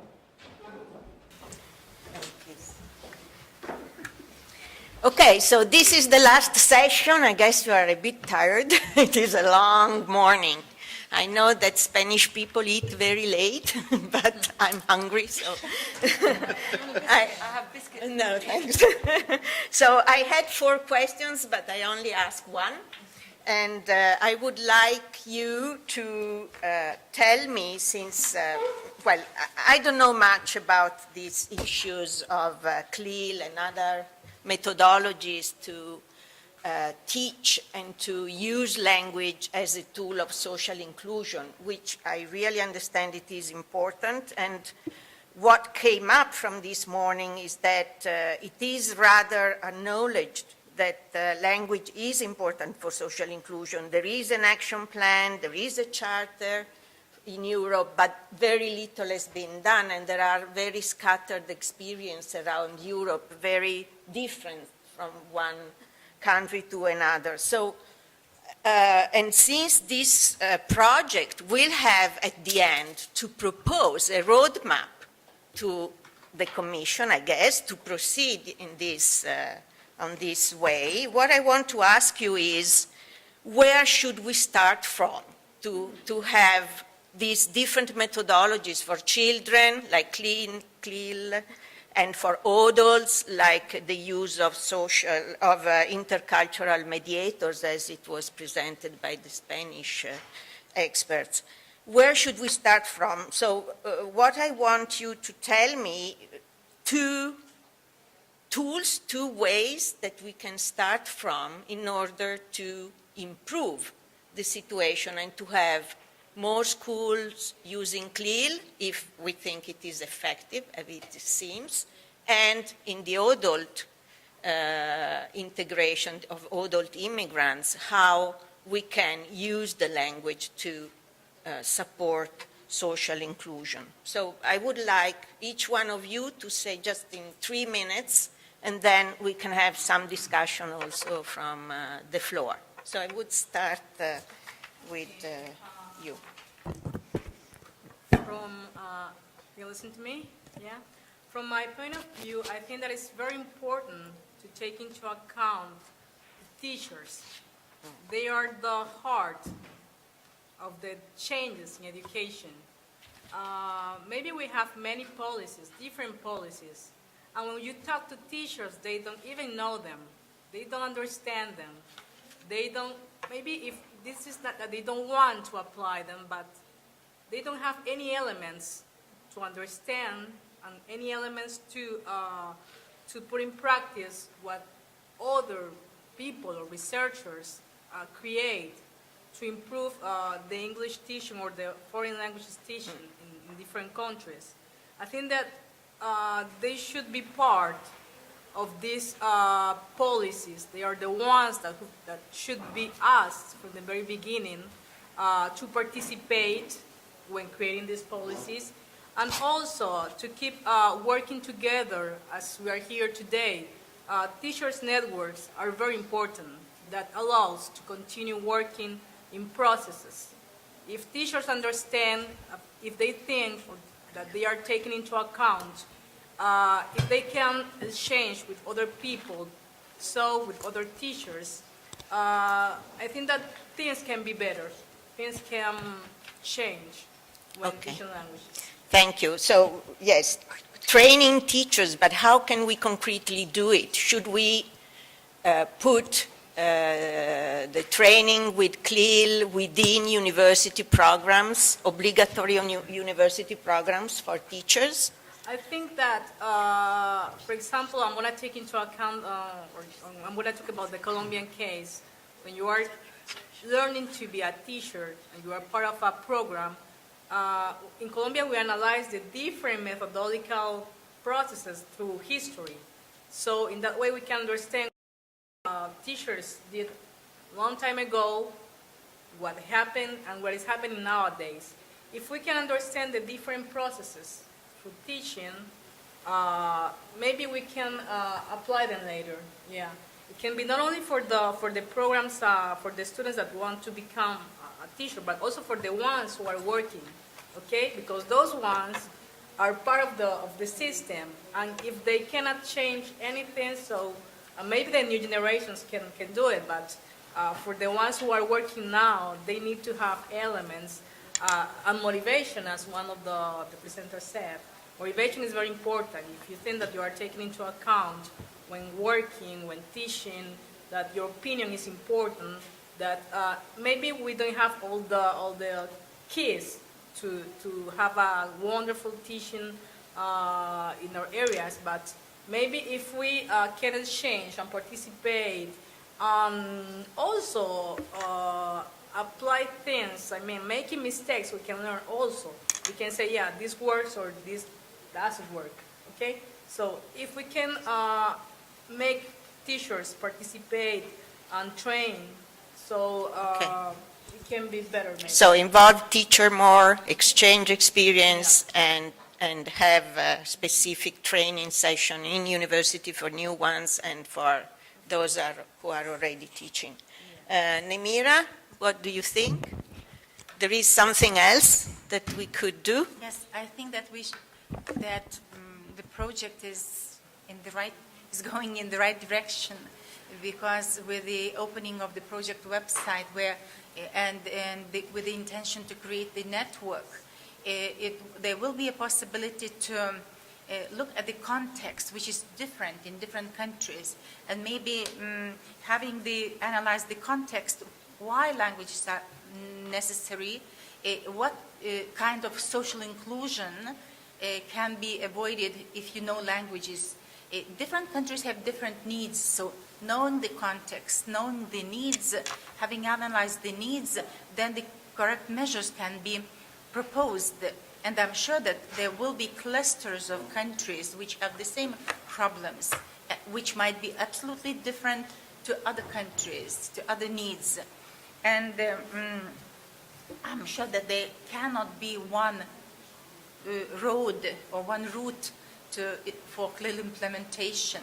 For example, in Lithuania, when we have 84% of homogeneous, of Lithuanians, a homogeneous country, and our language is also at the threat of, we have to preserve our heritage language. The people of Poland have different situation.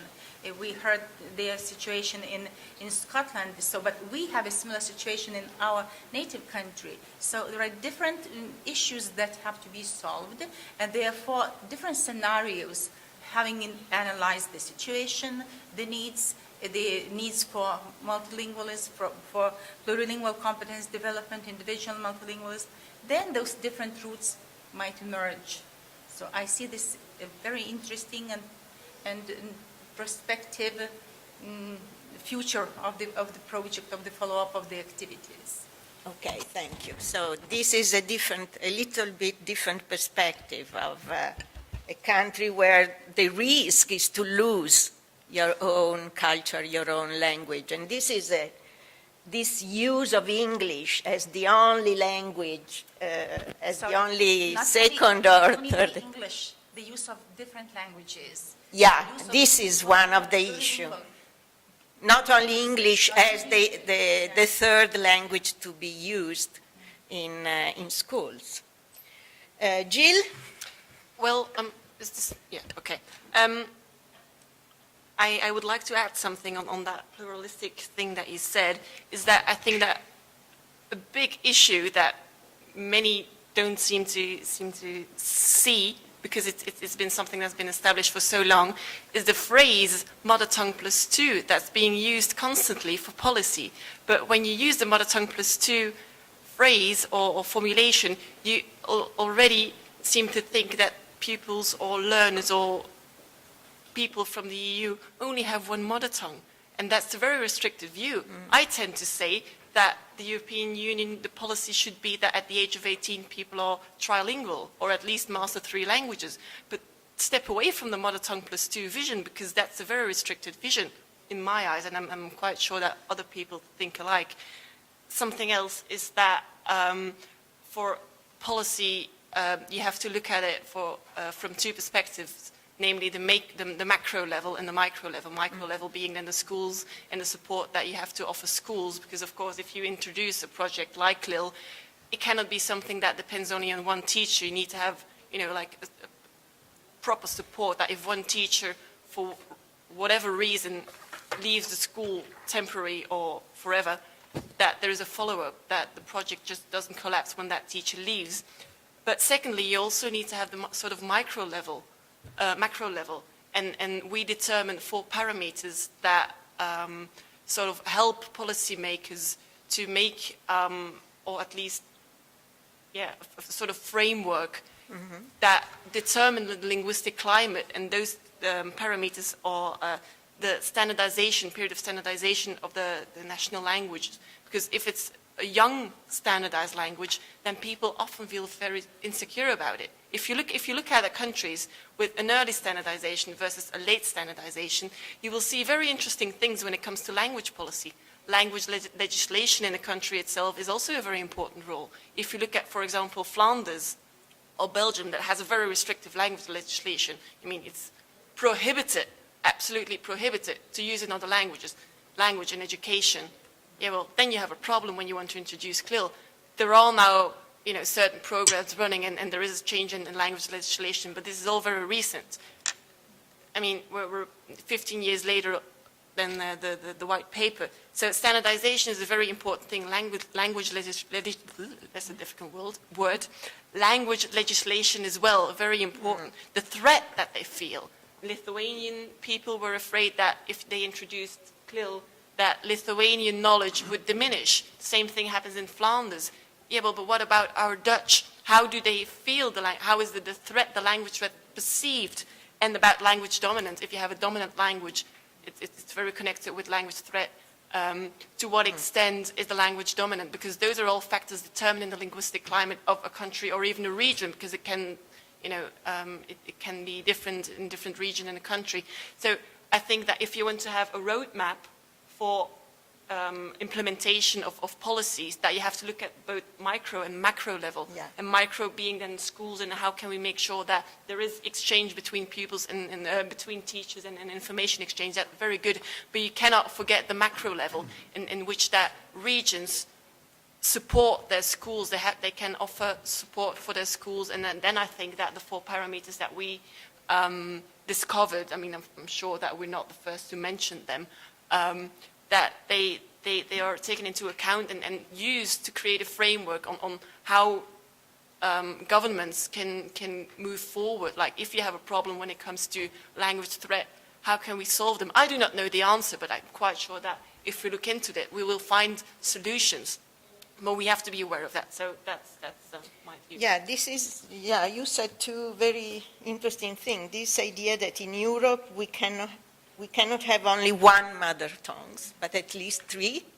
And this issue... I would step away from the use of mother tongue. Yeah, the word, mother tongue. Mother tongue, because that's assuming that people only have one mother tongue, and you cannot say three mother tongues at the age. No, just say we want people to be trilingual at least at the age of 18, or have competence in 3 languages. If it's perfect competence, great. If it's like good competence in 1 language and some basic abilities in 2, fair enough. But step away from the mother tongue plus 2, because that's a very restricted vision, and you... Yeah, but it is also culture. It's not only a language. Of course it's also culture, yes. Yeah. Yes. And this is the problem in Europe, I think, because people feel very attached to their culture, and even within nations, at least in Italy, there are people saying, my municipality is my culture, my dialect. And so this is one of the problems here in Europe, and perhaps we could go forward and see what the European institutions could do to support this movement, because at the national level is very difficult, I think. I think then with the framework that you can go. So that's what I say with determining the linguistic climate, because what you say with the municipalities, that's true. We have it in Belgium as well. And then you come to the discussion: what's the difference between a dialect and a language? That's something that gets it quite far. But I think Europe it can help and support governments, but Europe cannot solve it, because if Europe is going to come with at least this is the solution, it should give a framework, guidelines and I think and that framework. With the parameters that we distinguished, it's the first step, but it's not the end. It can help, but definitely we need to work on micro and macro level. Definitely. Yeah. Thank you. I think it is similar to what Joe was saying between bottom-up definitely bottom-up and top-down things and top-down things. Thomas? I'll probably restrict myself to education only. The thing is that when we mention inclusion, we often think of minorities in the first place. When you say inclusion, that's inclusion of minorities. Yeah. But on the topic of education, the problem is usually that majorities are forgotten as well. I mean, children are failing in our schools as we speak, coming from various backgrounds, and many of them are majority language students, and they're failing in our schools because they've got no idea what's going on. They don't understand what's being said, and that's primarily a matter of literacy. And it's my point of view that although, yes, one size does not fit all, there should at least be an underlying process that solves all. And literacy seems to be sort of the key, or seems to sort of be the cornerstone there, in the sense that, as I said, no matter what your socio-economic background, if you are literate, then you have a leg up on the rest of your classmates, in the sense that you understand the cognitive academic language proficiency, or cognitive academic language that is being used in the classroom, and which you are supposed to have in monolingual education, because there's no support for it. And that's why I'm such a strong supporter of CLIL, because the whole endeavor, the whole enterprise turns on the integration of content and language. It is fundamentally, as I said, inclusive, because it offers the support for all students who do not come to school with the, well, privilege of having been raised in a high socio-economic family that gave you all the literacy skills, or most of them, that you will need to succeed in education. So CLIL as a form of education that doesn't lower the bar, but actually provides everything you need to succeed nonetheless. If you come to the school with all the literacy skills that you will need, then fine. You don't need anything. But no one is expecting that, and also for those students but who don't. How would you, what concretely, to start having a greater diffusion of this method of CLIL in Europe, what do you think we need to start from, concretely? Showing that it works. Showing around that it works. Yes. think that it's best. Yeah.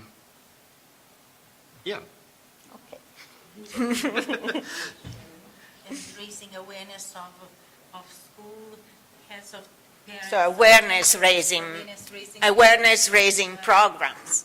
So we could, for example, propose to the Commission or European institution to start up a big campaign Because very often raising awareness among teachers and university, I think also, and policymaker, how good it is for this reason to... very often people are afraid of something that they don't know.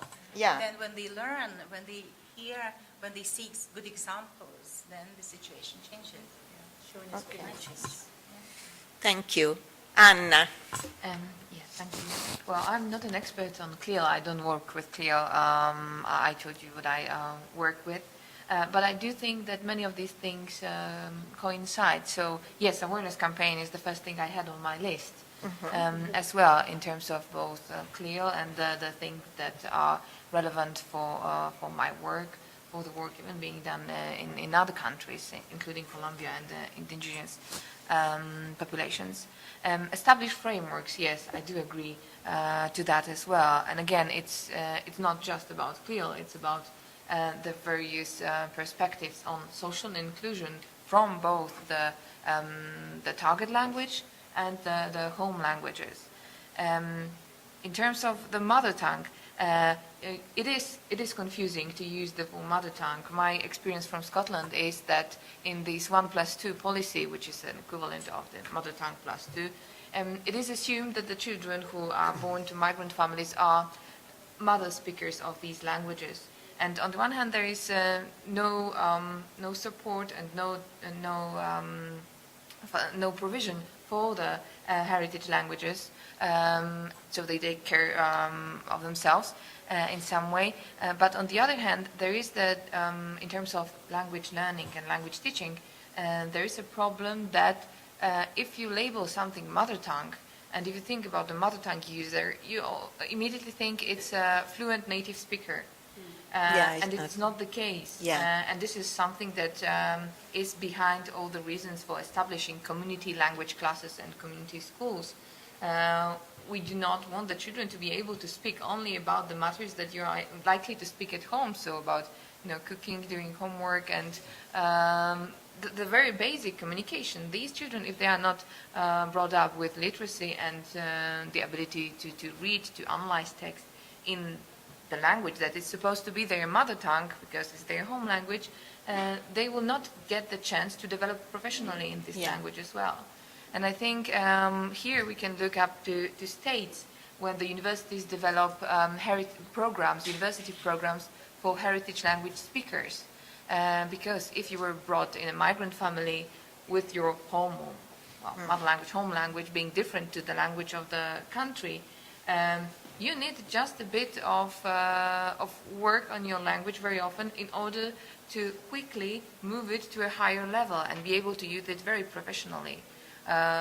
Once when you're a native speaker of other language and you're trying to develop full competency in some other language, it takes you much longer to do that. So the minority languages should also be seen as resources, both for the economies and for particular people. In terms of disseminating information and the awareness campaigns, I find it very important to be able to access the information. So all projects like publishing webinars, workshops, lectures, conferences online, and sharing it with people, making it available so that other countries could use it, just adding subtitles. This is something that I'm thinking about when I think about the possibilities. But it's also important that whenever you think about creating a website where you would publish resources and information, the thing is, if you put everything you have there, and even if you add every now and again something, for instance, if you have a list of links, as a new user, you're not very likely to browse through it, from the beginning to the end, and you're very likely to lose because of that. So what's important is to keep people encouraged and keep them interested. So use newsletters and use various forms of reminding what you're doing, what's new, so that it's not just a static entity somewhere there online that you are likely to read and to use. So that would be important. And of course, encourage the production of various resources as well. And this is again done, as I mentioned, the Center in States, National Heritage Language Resource Center. And they've done a tremendous job on publishing resources, organizing conferences. They had a huge conference in California this March, which I attended. But I think it was only me, and there was over 150 presentations being given during that conference. And there was just me and I think 2 other researchers from Europe attending that conference. And we've got this multicultural situation here with these heritage languages and migrant languages. And it's not only about supporting migrant languages, it's about, and that's behind what I'm doing, it's about trying to give the best of both worlds to the child.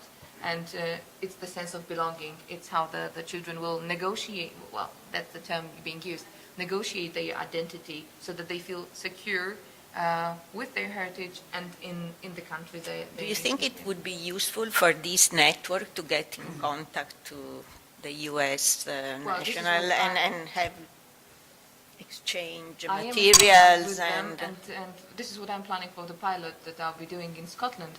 So I'll be more than happy to exchange that would be useful. information.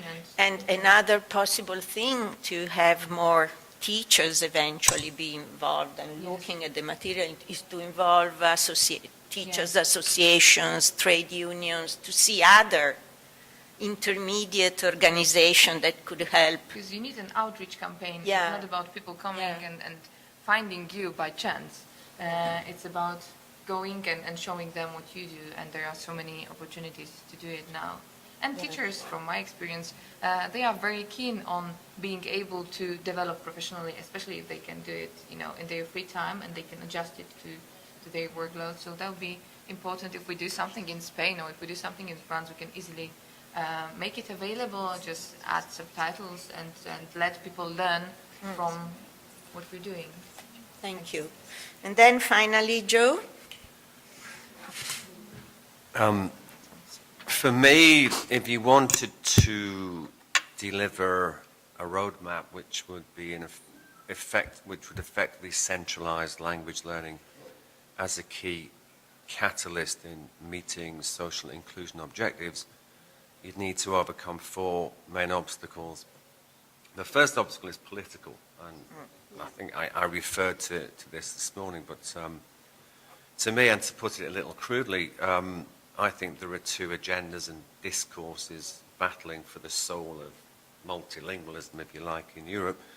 The first is the human capital agenda, which is the one which is centralized in the action plan and in this obsession with mother tongue +2. And the second discourse is a much more, I think, sophisticated and much more relevant discourse, which is centralized in the Charter, which is around the notion that language is about human rights, and it's about being a better person. It's about citizenship. It's about ensuring that that all aspects of being human in the world are catered for through language. And to me, easily the battle's being won by the human capital agenda. So at the transversal level, politically, I think the agencies need to recognise that it's not just about human capital. It's not just about mother tongue +2. It's about a far more complex set of agendas about what it is to be human in this quite difficult world. And of course, there's another much bigger political dynamic at the moment, which is about the tension between immigration as a bogeyman and immigration as a catalyst for this, being human. So that's the major, bigger picture that needs sorting. The second obstacle is, to me, is about I call the institutional inertia of the school system. So schools are like large cruise liners. You know, to get them to change direction, you need about 6 years' notice. So I think we need to address the problems about how schools get stuck and how the organizational and institutional resistance to change is something that makes it quite difficult to embed things like CLIL effectively in the process. I think schools need their members to have emotional intelligence, but I think schools also need organizational intelligence to be able to do this stuff. The third obstacle is very complex, and it's about this issue of social mediation. I think it's really crucial. Where I live in East London, which is possibly the most complex, the most diverse urban space in the world, I can go out on the street and I can literally not hear English all day. I can hear Turkish all day. I can go half a mile up the road and I get into an ultra-Orthodox Jewish community where I won't be able to speak to anyone, because in the ultra-Orthodox Jewish community, the mediators are actually the social gatekeepers. So there are huge issues in these types of communities about health and lots of stuff, which is quite complex. And the social gatekeepers are highly resistant to the notion of language as I guess a mechanism for diversity, because they're extremely insular. Now, in other communities around where I live, the communities are much more open to notions of flexible boundaries. And to me, this means that not only do we not understand what the kind of agenda is for these mediators, we don't understand the parameters and the dynamics that make mediation necessary. You know, and so it's pointless to me coming up with a curriculum to train mediators through higher education if we don't understand the dynamics. Which brings me to the fourth obstacle, which I think is about an evidence base or a lack of an evidence base. We simply don't know what works. We don't understand these complex connections between the dynamics that create culture, identity, social exclusion, diversity, and we don't understand how language sits in that. We have small projects, like Thomas and Jill are doing about CLIL, and we don't have enough evidence to know anything. So all those things, I think we start with the evidence base and take it from there. Thank you. There was a thing, but I forgot. When you were talking, something came to my mind. But, about politicians and having politicians become aware of these issues. I was thinking that perhaps if we can show that multiculturalism, multi-language, the use of language as if I understood right, as an important issue also, not only for social inclusion, but for growth, for economic growth. And I know this is economist.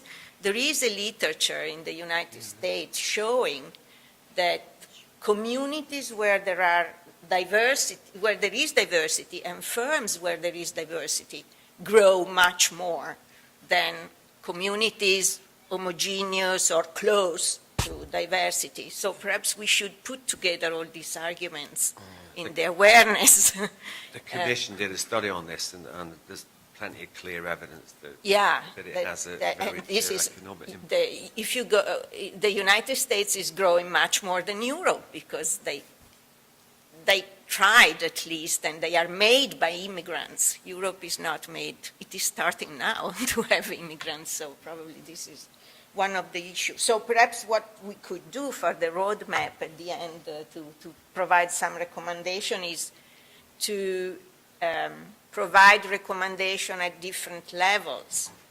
Try to set what are the obstacles, and then for each one where we could start from. And then also consider the young generation and also the ones who are already like both immigrants who are here, but they are adults, and you cannot use CLIL, I guess. They are here, they want to know the main language they need to work, to go to the hospital, to talk with the teachers of their children. It is a different way. Again, it's very complex because what's very interesting about some of the things that are developing ecologically, i.e. naturally, is that, I mean, like in London now, we have lots of hybrids. So we have Chinglish, Chinese English, we have Hinglish, Hindi English, we have Somali English, which is Somali English. And the thing is that the younger generation are actually developing hybrid languages based on English because it's the global lingua franca, which is highly suitable for their own purposes. So again, to me, that's part of the lack of understanding about the complexity of how this stuff develops, evolves, and goes into trajectories that we don't understand, you know. So it's pointless having policies if we don't understand it. Yeah, this thing about generation is important. For example, in Italy now, second generation, the children of immigrants, they are organizing themselves in association, and they are creating websites where they use Italian to forward their own culture. They try to make the links using Italian, but trying to go back to their own culture. Not I don't know if I'm clear enough, but it is very interesting because they are improving also the Italian language. So, I think we have about 10-15 minutes. If there are questions from the floor, I think you should use this great opportunity to have all these people here for you with great experience. So, yes, can you? It's just a comment, it's not a question. We also, but I don't know if we can influence it, there is a big tension between the member states and the European Union. So whatever comes from the European Union, usually the member states they want to have their autonomy and supremacy. So I cannot see, because even if CLIL was coming from Europe, up European level, I mean in Belgium, for instance, they would never, the regions, take it for granted that they will apply it in their regions. So I don't know how to do, but it's another issue, I think.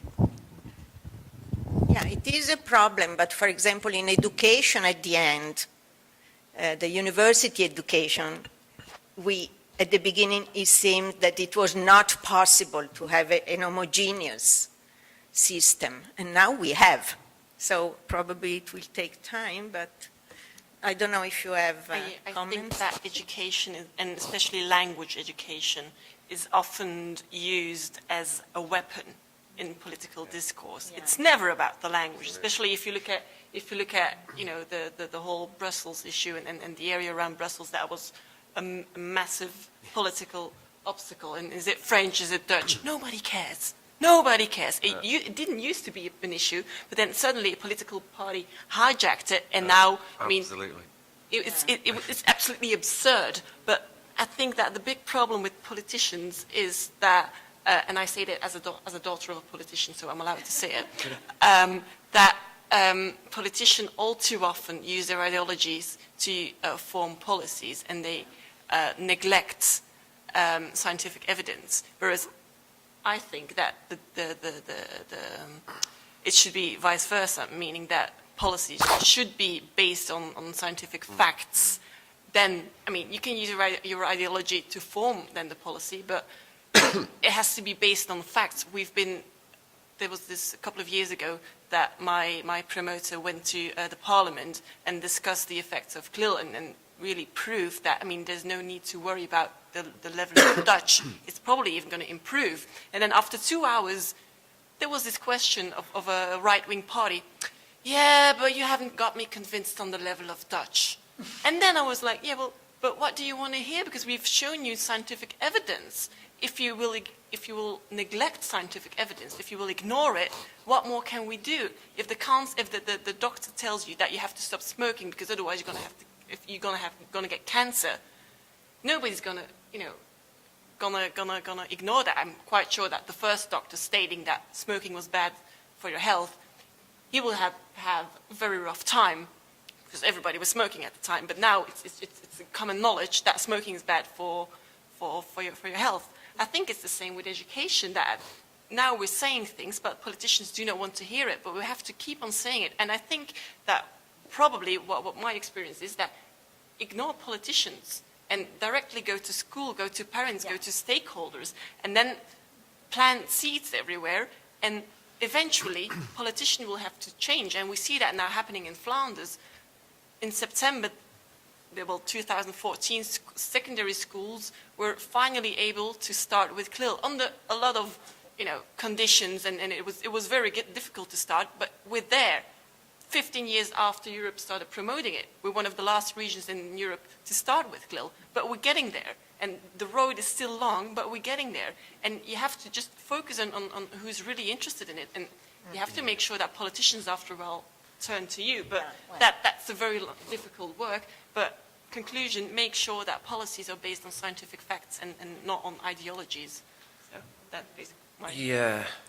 It's very naive to say that, I'm quite sure. But I'm young, I'm naive, I'm allowed to say no, it's true, but, it remains politics. I think a few years back we presented the results of this analysis of the implementation of the Action Plan and Charter to the European Parliament. And we had a series of MEPs standing up and going, yes, absolutely, these results absolutely reinforce the argument I've been making for ages that we're being victimised in this region. So they just hijacked the whole thing, and it was astonishing. But the bottom line to me is that the politicians are not going to deliver on this. Yeah. It's quite simple. So, which is why I was talking about social innovation earlier, and it's going to come from the grassroots. It's going to come from like the Polish community-based schools in Scotland. The empowerment and about the confidence of feeling for the community groups and for those who have arguments behind CLIL or any new initiatives. To be encouraged to speak up. So this is one of the things that we should also think about, how to encourage people and empower them in doing things and starting changing. Is there a European Teachers Association or not? Yes. Well, the most powerful one is ESHA, European School Heads Association. Perhaps we could also try to work there. Yeah. Is there some other comment, question, answer, if you have some answer from your experience? Do you want to say something? No? You are too tired, I guess. You?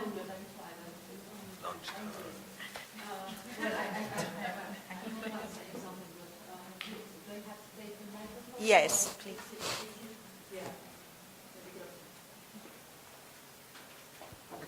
We have time. Well, it will be very light since it's very late as well. But anyway, what I was thinking about was that in our project, we are dealing with languages and social integration, active social integration, which is a very broad project. You spoke about economy, and we worked on that in a previous project, and it proved, we had some proof with that in the Lilama project, which was very good as well. Now, the question I am asking, because I heard many things about CLIL and very enthusiastic points of view.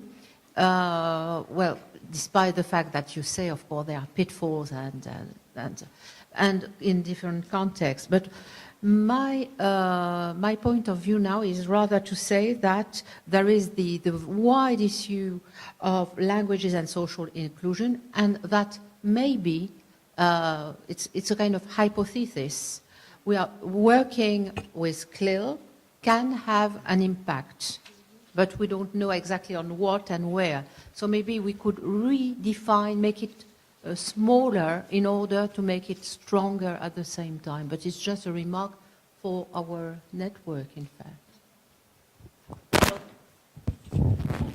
To focus more on the social inclusion issue? Do you mean to focus more on the social inclusion role of language? Well, I was maybe I'm a bit confusing. What I mean is that social inclusion is something varied, as we have said, with all the interventions. There were issues dealing with context, macro, micro, dealing with identities, heritage languages, and plenty of issues that, well, we are covering without even knowing that we are covering all that. So maybe we could redefine it, but it would be maybe another project in a way. But since we are now going ahead in this project, and we have several years in this project, and since there is a link that at the beginning we found artificial in a way, you remember, Joe, between social inclusion languages on the one hand, and on the other hand, observatory, so the observatory and the inventory of CLIL resources. It seems that it is no longer as artificial as we thought it was, that it could be, it's an hypothesis, that in order to limit exclusion that has to do with languages, and promote active inclusion, maybe CLIL would be a kind of tool that we could study much deeper, further, with pragmatic experience and so on. Yeah. But this has to be thought about, just like that. Yeah. Can I? Yes. First of all, I mean, my research is on CLIL, so I'm obviously a CLIL fan, to put it like that. I have been called CLIL Jill before. I do think that we have to be cautious when we say that for massive implementation of CLIL, because there is still much that we do not know about CLIL, and there is still a high diversity when it comes to CLIL programs. I mean, coming back to my issue with the definition, it's still too vague. We still don't properly know what it is. If you compare CLIL in Spain, like already different regions, with CLIL in the Netherlands, CLIL in Finland, there are differences between that. So we need to first, before we go for a massive implementation, make sure that we know what we're talking about. Secondly, CLIL is still using one, maybe two extra languages. That's not a solution when you work with migrants, with like in the context of Brussels. So CLIL, go for it, definitely. I mean, I'm a big fan, but be aware that it cannot be the only solution. We also have to make sure that things are being done, that schools, regions, every stakeholder is aware of the fact of how we can work with minority languages, with immigrant languages, with all the languages present in the school. And I work on a project called Validiv, as mentioned in the introduction of me. And Validiv stands for valorization of linguistic diversity in schools. And we basically go to schools and we not only investigate them, but we help them make a language policy that includes different languages. That's not just Dutch only, but also make them see what of resourcefulness their students bring to the school and how they can use it without speaking it. And it can be very small things, like what's your favorite word? And Turkish speakers would sometimes come up with a German word, which is something you don't expect. And a Dutch-speaking person would come up with a Turkish word that he or she has learned from a friend. But you will then create a sort of dynamic of openness to languages. And now it's not enough present. And it's very small things that can have a massive influence on the way that pupils feel and how they see the world. So CLIL, go for it. But do not forget to include minority and immigrant languages and what have you. Yeah. Because if you focus only on CLIL, you will often come to the situation, as we see now, that CLIL uses all too often English as a target language. In Belgium, you often have French or Dutch, but that's in the Netherlands, it's English for 25 years now, and they just started thinking about using French. English alone is not enough. Even if you go and look at the economical aspect, we see that speaking English is not an asset anymore. It's something that, you have to speak it, but if you speak if you speak besides English another language, then it's an asset. So speaking English in say is not an asset anymore. So, I'm combining many things here, and then I'm going to have to round up because everybody is hungry. But, you know, that's important. Do you want to say something, Thomas? No? Yes. As on the subject of English, it has been said before, although I forgot by whom, but yes, I mean, English is now the language of CLIL mostly. Is there something to be afraid about? I don't think so, in the sense that what is probably happening is that it's going to be English until we reach a point of secularization, and as Jill, same thing, said. And then what? Now everyone speaks English, so what's going to set you apart on the job market? Well, speaking other languages, and that's where French and everything else comes from. Chinese, probably. I'm not sure about Chinese. Yeah, that's a bit... So, yeah. Yeah, I agree on what you were saying about trying not to be too rigid on this issue of CLIL. Probably it must be very flexible according on where you are. For example, in Italy now there are, at least in big cities, elementary classes where you have like 10 different ethnic backgrounds from children. So what do you do? It is difficult. You cannot just teach in one language. So this idea of involving the children, saying how you say the things in their heritage language, and what is the meaning, probably it is interesting if we say that it is culture, that language is a mirror for a different culture. Not only culture is identity as well. Sorry? It's not only culture, it's identity, it's being who you are. And of course. It's not only, as I said before, it's not only about identity and well-being. This has also massive cognitive implications, academic achievement. So the whole discussion of that's often the response that I get. Yeah, well, this is all very good, but at the end of the day, they still have to perform. Well, I want them to perform very well as well. Of course I do, but the road that I'm taking is a different one. Yeah. So that's, Yes.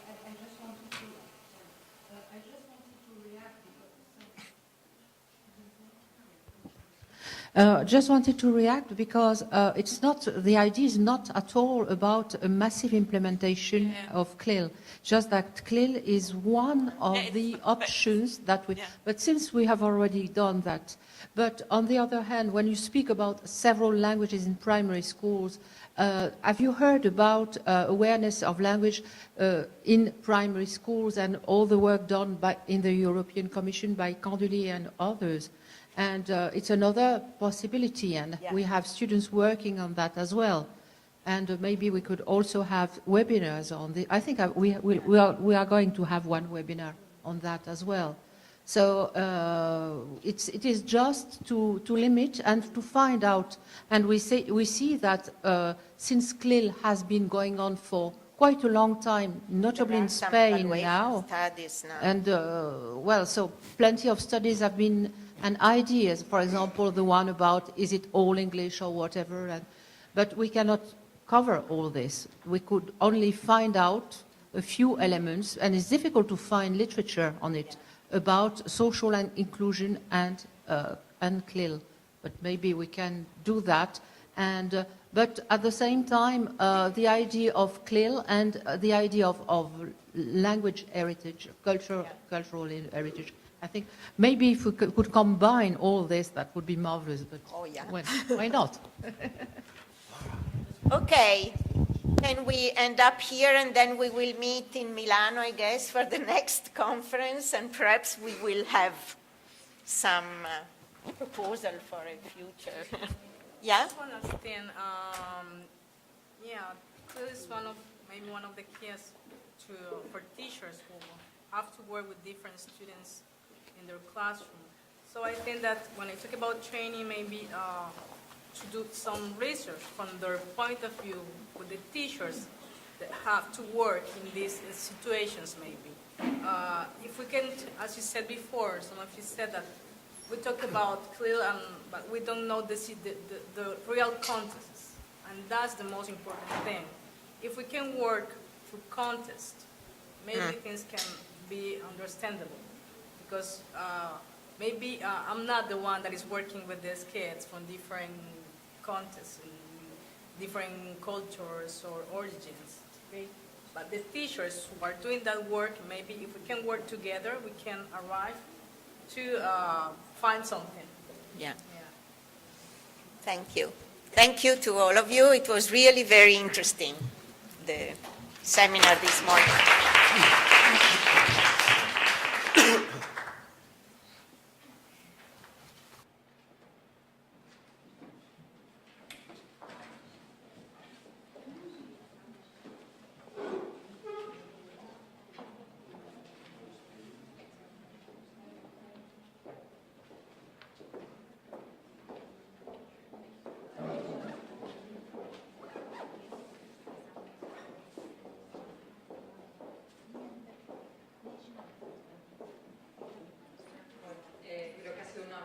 I think it was a very intense seminar. I think we're all tired, as you already said. Thank you, Manuela, for making this panel dynamic. That I found it extremely interesting.